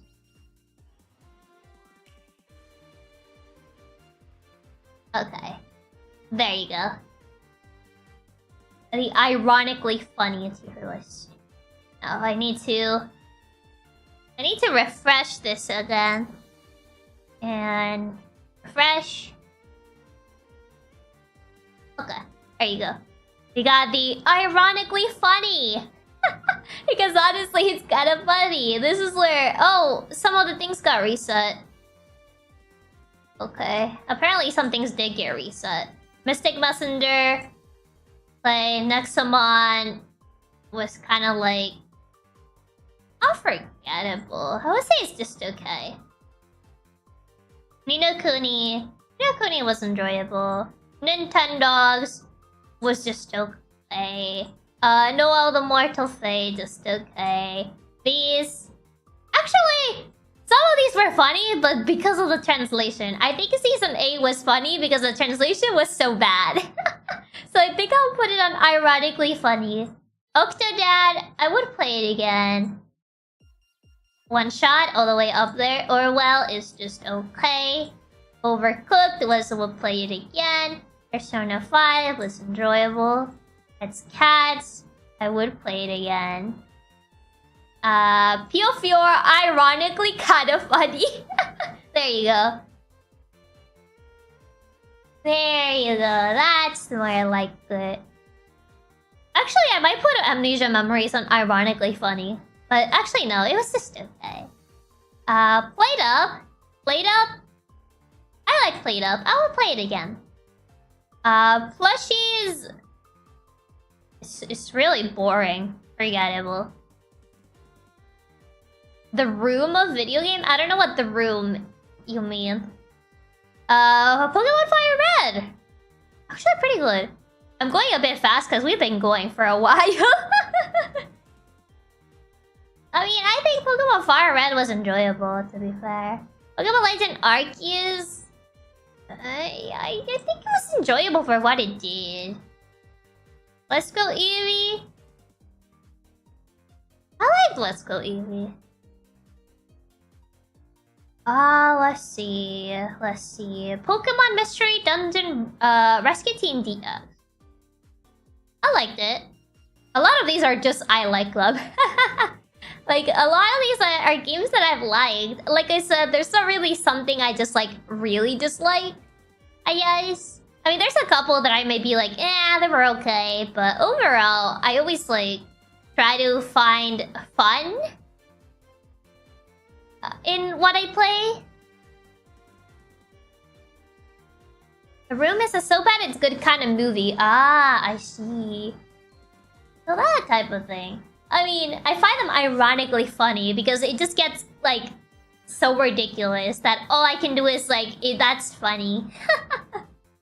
So that kind of thing. Pokemon Reindeer Guardian Times. I like it. I like it. I don't... Because my boy Reich was in it. I just really, really like it. Scarlet is just okay. Scarlet is just so good. I don't like Scarlet that much. I literally only finished the game and never went back. I guess they try to make the story interesting, but I don't know why. I just could never get into Scarlet. So yeah, it's okay. Pokemon Sun. I put too many hours on Pokemon Sun. I'll be entirely honest. On that part where you left and froze. Oh no. Yeah, I did kind of like had to like stop stream a bit to like fix something to see if it would fix the bitrate issue. The room is the kind of thing where it tries really hard to be taken seriously, but ended up being unintentionally funny. Oh yeah, that's where those fit in. I had too many hours on Pokemon Sun, so it goes on the too many hours of my life in this.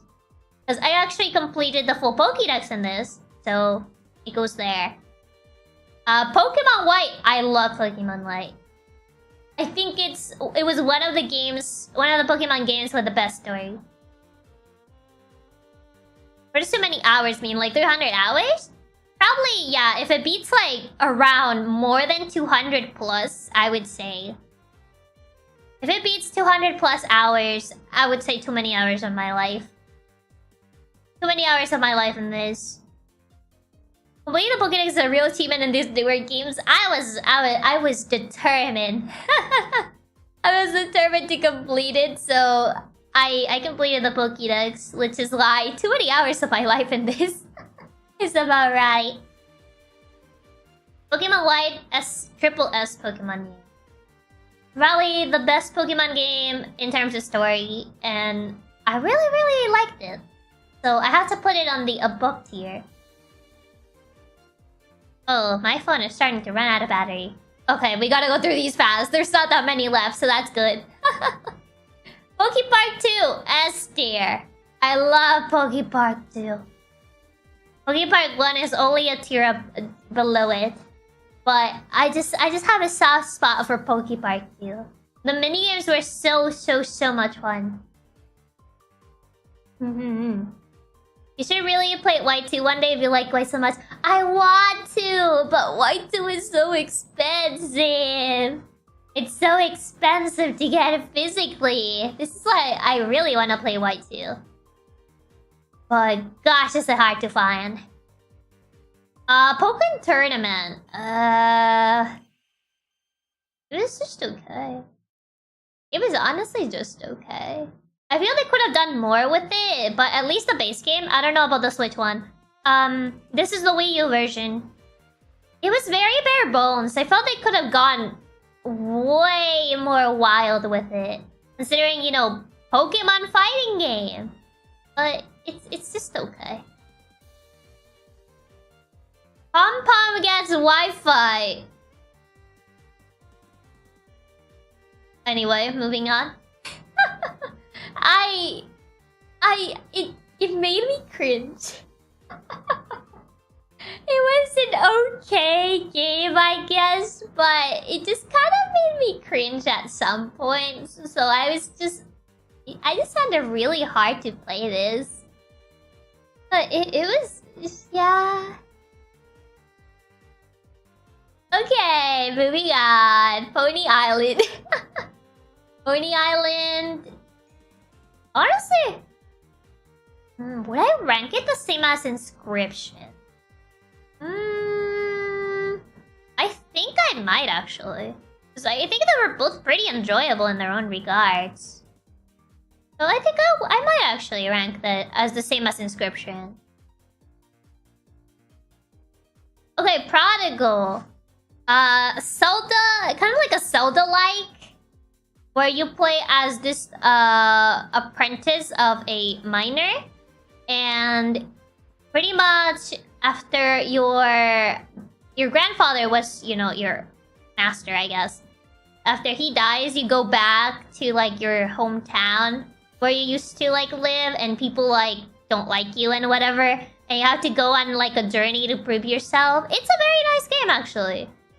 It was pretty enjoyable. I don't really like played this for a long time. Like I finished it and I haven't gone back to it.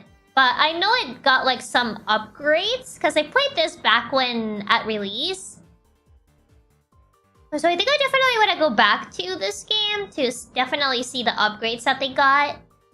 Kind of like the little updates that they did to the quality of life of this game. Definitely enjoyable nonetheless. Psychonauts! Honestly, would play it again. It's a very interesting platformer. I don't think I ever seen a platformer like this one before. Definitely very interesting in its own regards.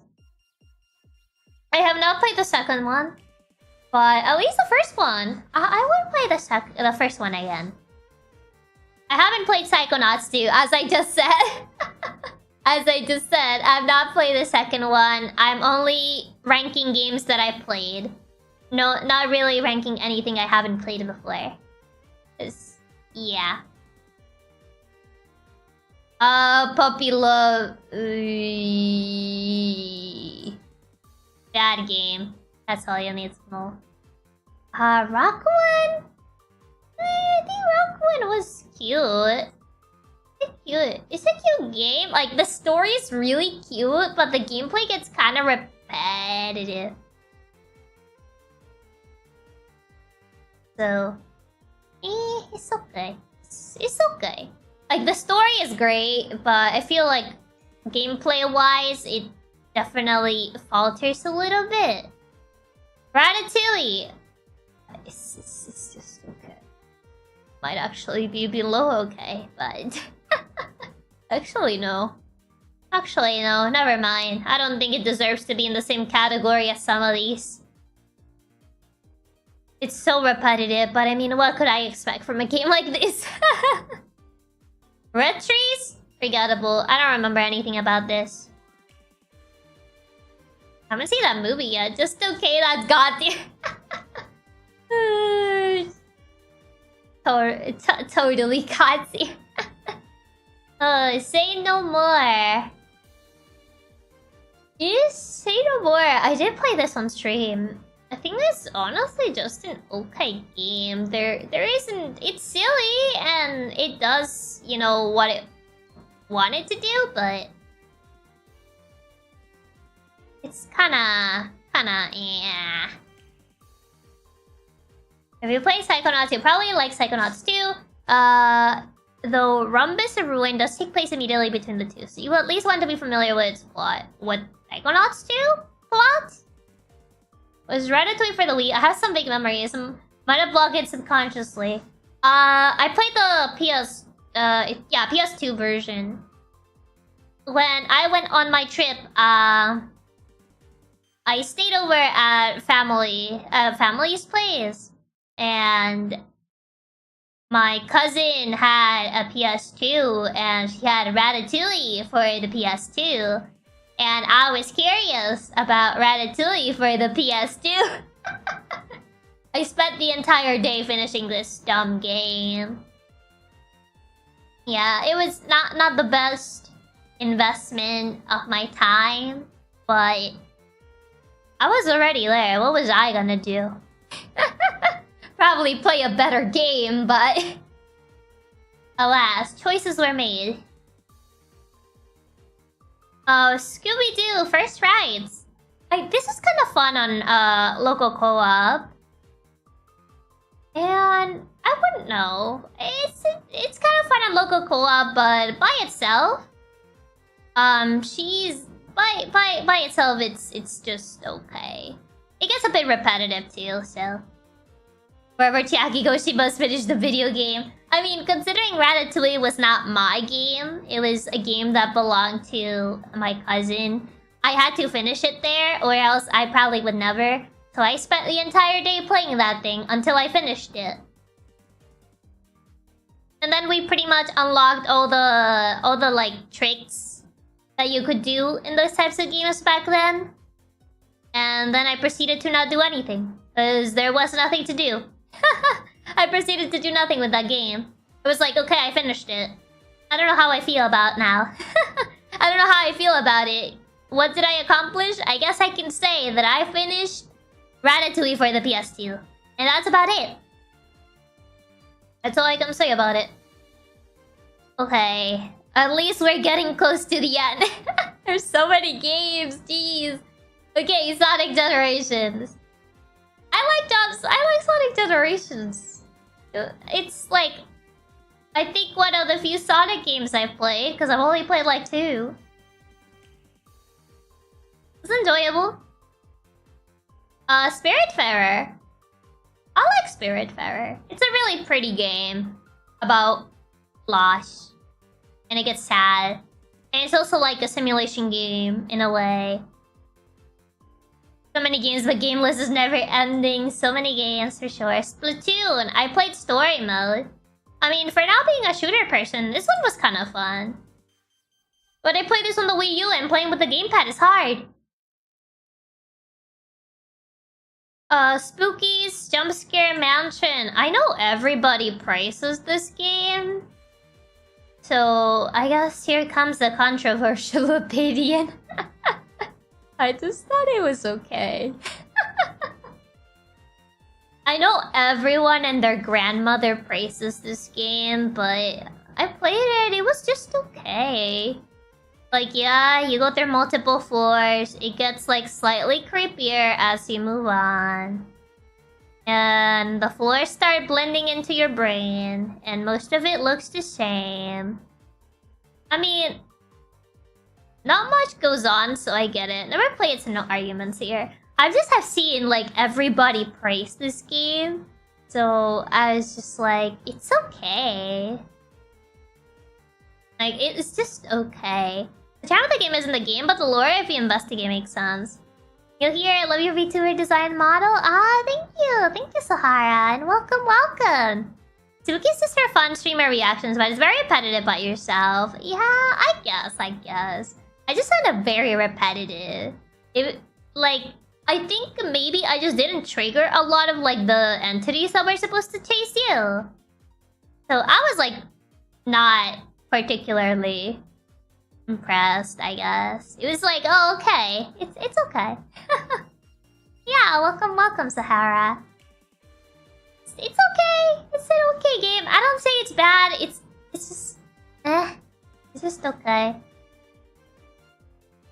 The Stanley Parable Ultra Deluxe, I literally finished this yesterday. But I would play it again. It was fun. It was fun. I actually stayed off stream getting some of the endings that we didn't get. Because I just wanted to get more endings. I really like the witty narrator. I think the witty narrator just kind of makes, like, the experience more fun. It's just, I really enjoy the game. Bucket best boy. Bucket truly best boy. Bucket for best character. It's so witty, and I love, like, the commentary they did on the gaming industry in general. It's a fun game. Really, really enjoyed it. I definitely had quite a couple laughs with this one. Okay, Stray! I like Stray. I'll put it on enjoyable. I don't know if I would play it again, but it's a cute game. Jim. Ah, yes, Jim. Stray is unenjoyable. I don't know if I'll play it again. It looks pretty and everything, but I don't know. There's something, I guess. Super hot. For being a non-shooter person as myself, I actually enjoyed Super Hot. I like the whole puzzle and shooter combination, and the story is really interesting. So, I definitely had to put it up there.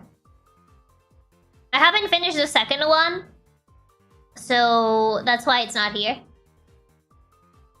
Yeah, it's super hot for sure. Super hot. Super hot. Super hot is super good. Also the second game. I haven't finished the second game.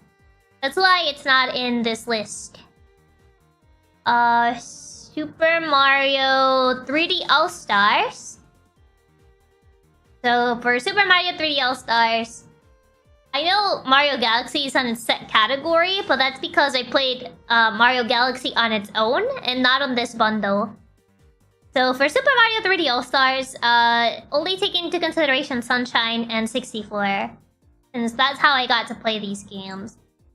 I mean, people say that the ports are very bare bones, and I can definitely kind of tell. Like, the games themselves, like 64 and Sunshine themselves are, you know, they're good. But judging by the port itself, it feels very bare bones, for sure. Galaxy? I would play Galaxy again. I love Mario Galaxy. Actually, no, I would put... Yeah, I would definitely play Galaxy here. Super Mario Odyssey. No, because it's been a while since I played Odyssey, so I think I'll put it on enjoyable. But Odyssey is also a very pretty looking game. Super Meat Boy! It's enjoyable, but I don't think I will play it again. I don't think I would put myself through that again. It was one of the most frustrating experiences that I've gone through. I don't think I've had my heart race for a final level in a game as much as I did in this one. So I don't know. Like, I enjoyed it, but I wouldn't go back to it again. This one, what was it? Tales of the... I forgot what this one's called, because I can't read the name. This is, Tales of the Black Forest. It's pretty forgettable. Tardy, it's also pretty forgettable. The only thing I remember about this is that the puzzles were so tiny. I played this on the Switch. The puzzles were so tiny that it was kind of hard to solve them sometimes. The Unholy Society. This was kind of like a shooter? I don't know. It was also pretty forgettable. I wanted to play like more obscure indie games, I guess, and that one just did not really hit. It was pretty forgettable. Oh, this one's interesting. Therapy with Dr. Albert Kruger. This is an RPG Maker game, I believe, but it's definitely interesting. You basically play as this character who goes into this dream therapy of sorts. And depending on the answers that you give to your therapist, you will get different reactions out of him and different endings. It's definitely interesting. I believe it did have like a jump scare or two, but it wasn't like super bad with jump scares or anything. It's an interesting game.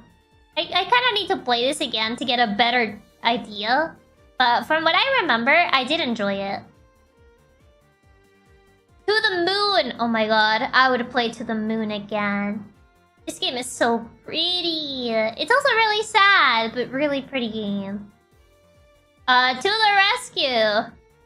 This list is massive. I mean, it is all the games that I finished. This is why the list is massive. To the Rescue!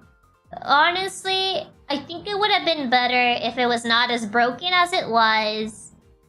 I mean, the story department, I can let it slide since this is a simulation game. Not particularly known for stories. But the gameplay aspect is, you know, it's just okay. It's the best year To the Moon. To the Moon is such a pretty game. Such a pretty game. Proceed and then Captain, never forget. Yeah, I think honestly the bugs like might have made the experience a bit funnier, but they were also kind of frustrating at times. Token Rambu Warriors. It's pretty forgettable. To be fair. Honestly, pretty forgettable. I don't remember anything of the story in this game. Trick or Treat. I don't remember this visual novel. Tukoni. It's kind of like a point and click small puzzle solving game where you play as this creature called a Tukoni. It's based in like some book, but I can't really recall the name. at the moment. It's cute. Doesn't really do anything groundbreaking. Undertale. Oh boy. What do I say about Undertale? I mean, good music. It is good. The Rescue isn't a game I would normally play, but you made it a ton of fun to watch. I'm glad that at least I made it entertaining to watch. Yeah. This tier list is big. It's a big tier list, but we're almost done. We're almost done with it. Undertale. Undertale. Ooh, what do I... it has good music. The story, I think the story works well. I think it was definitely revolutionary on its time, for sure. But... right now? I wouldn't play it again, because there really isn't an incentive for me to play this again. I think it's enjoyable as it is. But other than that, I don't really have anything else to say about it. Like, yeah, it has charming characters. It has, you know, good music. But I don't feel any incentive to go back to it. I don't feel like there's a reason to. Like, once you got, like, the ending that, you know, is the good ending. You know, that's it. I'm kind of EP now, so I'm gonna head to bed and enjoy the rest of the stream. Thank you for stopping by, C. Hope that you have a good night. Okay. Oh my god, we're not almost done. Okay, Unravel. Really pretty game. Platformer. It gets kind of sad. It's really beautiful, very atmospheric. It's kind of a puzzle platformer. It's enjoyable. Valiant Hearts. Very... honestly, the story was better than I thought. 2 or 3 gameplays, because normally you'll be a neutral in the first try, then try to get pacifist in the Geno run. I mean, there's really no incentive for Geno, if you really think about it. Like, yeah, maybe if you want to haha see what happens, but the ending is not worth it. So, Surprised Undertale and Deltarune aren't closer together. They felt pretty similar to me. I mean, I kind of put Undertale a little bit higher since it was the one that started the trend. Deltarune just kind of feels like it's riding on the coattails of Undertale, and it isn't really doing more on its own. Get no more on the challenging side. I guess if you want a challenge, but at the end of the day, I feel Geno doesn't feel rewarding. Because that was the intention of it, so I really don't like... I guess if you really want to challenge that badly, you can do Geno, but... other than that, I just... once you get pacifist, I feel like there's not really a reason to do it. I mean, the major theme of the route is that nobody's making you do it. Yeah! I mean, I'm not going against that. I'm just saying that there's not really an incentive to play Undertale once you get the ending, like the pacifist ending. Personally, that's just how I feel, that there's not really that incentive. Unless you, like, really, really wanted the challenge of Geno. So it's pretty much just how I feel, so I wouldn't really would play it again because of that. Valiant Hearts? Valiant Hearts was enjoyable. I like the different storylines with the different perspectives, so it was nice, it was nice. We play just kinda is Wii Sports, yes, Wii Sports. It's Wii Sports. You just want to kill everybody for no reason. I mean, I guess if you're really like that desperate to like do something in Undertale, I guess you can do that. Not the Wii Play Slander. I don't know, it's just not my cup of tea. I say this as someone who grew up with Wii Play. Exercise should be S tier. I've heard Wii Sports Resort is better, but I've never played Wii Sports Resort. Unironically, one of the best games to use the motion feature. Oh gosh. Genocide ending was fun for the challenge, yeah. It felt satisfying and interesting to be the final boss of the game. I don't know, I mean, considering what happens, I'm not gonna say what happens. Once you beat Geno, it just kind of feels like, what was the point? Like, even after you finally get over the final boss, once you get to, like, the ending, it's just like, what was the point? Because the game doesn't really let you have that satisfaction, because that's the entire point of Geno. So, personally, I just, like, feel that way towards it. Like, I know that was the intention, but that doesn't mean I have to like it. Oh, Jim rated Stanley Parable on Woodplay. Yeah. Yes. Xenoblade Chronicles. I played this on the 3DS. Honestly, I would play this if I played on the Switch, but I played it on the 3DS. So it goes unenjoyable, because on the 3DS, it runs. The graphics look bad, but it's a pretty good game overall. Wii Sports Resort is the pinnacle of humankind. I've never played Wii Sports Resort. I didn't have that game growing up. So, it is what it is. YouTubers Live too. Honestly, it's kind of mid. It's a pretty mid game. I thought I would get the YouTubers Live experience. I did not get the YouTubers Live experience. Oh yeah. There's only one thing I can bring myself to like about Xenoblade, and it's the constant yelling of the attack names. Vision! Yeah, it's honestly kind of funny. Honestly, the music. I can't bring myself to like, but it's funny. You don't like it when they yell the attack names like Vision and like what do you say? Like, this is the Monada's power. Oh my god. It's silly. It's kinda silly. For me, the point was the challenge, but I enjoy overcoming difficult fights and the like. Kind of a basic is the way. Oh. Not again, the visions. When it's YouTubers Live when you're living one yourself. Touche. I play YouTubers Live. 0 out of 10 not accurate. It was not my cup of tea. I don't know what I was expecting with this when I played it. But it was really repetitive. I don't know. I thought the mini games would have been different. Yeah, it's okay. It's just not my cup of tea. Dead by Daylight.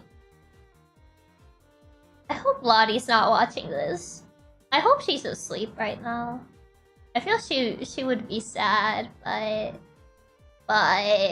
it's just not my cup of tea.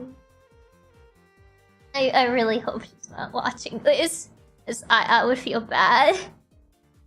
It's yeah, I know it's like Lottie's favorite game. Oh no, it's okay. I know it's her favorite game, so I'm just like, I really hope she's not watching this. Oh my god. Anyway, moving on. If she's watching, she won't resist the urge to comment, how dare you. I mean, it's kind of late, so maybe not. Though I'm the same opinion. I mean, I played it with my gen mates, but I just, yeah. I tried, but yeah. Anyway, we're moving on. Ace Attorney Dual Destinies. Favorite Ace Attorney game, so I'm putting it up there. I'm sure Lottie would be chiller just to use you. I mean, I guess. I don't know. I just don't want her to be sad. I really just don't want her to be sad, so yeah. I don't really have anything else to say. Spirit of Justice. Spirit of Justice happened, I guess. It kind of happened, but but I also don't remember anything about it. So it goes on the forgettable tier. Oh god. Okay, A Hat in Time. Cute platformer. I really enjoyed A Hat in Time. I actually have bought this game twice. I own this on the Switch and I also own this on Steam. So I still have yet to buy the DLC. I really need to buy the DLC for this.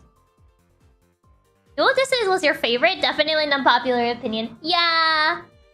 I know a lot of people don't like Dual Destinies. But Dual Destinies was my favorite. I really love Dual Destinies. I love like all the different mechanics they introduce with like Athena and also with Phoenix. And just the overall story. I just really liked it. But I know not everyone liked that, because not everyone agreed on Phoenix not being the main character and, you know, having other people assist Phoenix. So I know not everybody liked these games. But alas, it is what it is. It just be like that. Happy Humble's Burger Barn. Cause that was a prequel. Burger Barn? Pretty simple. It was just okay. I think Burger Barn was just okay. Then we have Happy Humble's Burger Farm. I didn't like the Athena's gimmick since it was so simple, but to each their own. I mean, I feel like everything... It has its charm and its simplicity, but... Yeah, to each their own at the end of the day. Happy Humble's Burger Farm. Where would I put this? I would put it above the prequel for sure. But I don't know if I can put it in enjoyable because this was one of the games that gave me motion sickness. So it's kind of hard to find a good category. And to make do I just make an additional category for this? I don't think it would be ironically funny. Because I legit felt sick during one section of that game. I honestly thought the world building was interesting. And how the horror relied on the like fast food simulation in a way.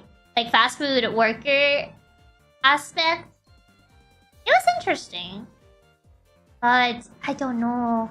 I don't know if I can put it in enjoyable. I mean, I did not throw up. I did not actually throw up, but I had like a massive headache playing that section. And I was feeling really dizzy, but I did not throw up. I could have, but I did not. So... Okay, I'll put a pin on this. Club Penguin, Elite Penguin Mission. I love the whole agents thing back when Club Penguin was around. So I honestly really like the fact that we could play the missions on the DS. I just thought the idea of being, you know, a penguin agent was really cool. And I was glad that we could have this. So it has to go unenjoyable. I never got to play Herbert's Revenge. But I want to play Herbert's Revenge eventually. Because Herbert was my favorite character. Really seeing Genshin that low. Kind of same for me, but I get curious sometimes. The thing with Genshin, it was just, you know, a burnout, I guess. Okay. Then we got Club Penguin Game Day. This is kind of like a Mario Party-ish type of game. Kind of like a party game. Always like to play those games and never have a console? That's fair, that's fair. I mean, this one was fun. I think Club Penguin Game Day was also kind of fun. It was pretty nice, I'll say. I would... Yeah, I feel like this is better. Would play a friend's ask me too. Because, since this is a party game, it's kind of sad playing it alone. Because you just play against the AI. I mean, I remember playing this with friends as a kid, but... Man, it's kind of sad. It's kind of sad to play it alone. Okay, we finally reached the last 2 games. We got Hamtaro, Ham Games. Okay, Hamtaro, Ham Games. Honestly, it's just okay. Maybe it's because of what happened when I played this game as a kid that I can't rate it any higher than that. But I just didn't like it that much. It was a just okay game. And last but not least, Happy Humble Burger Farm. Where do I put this? Where do I put this?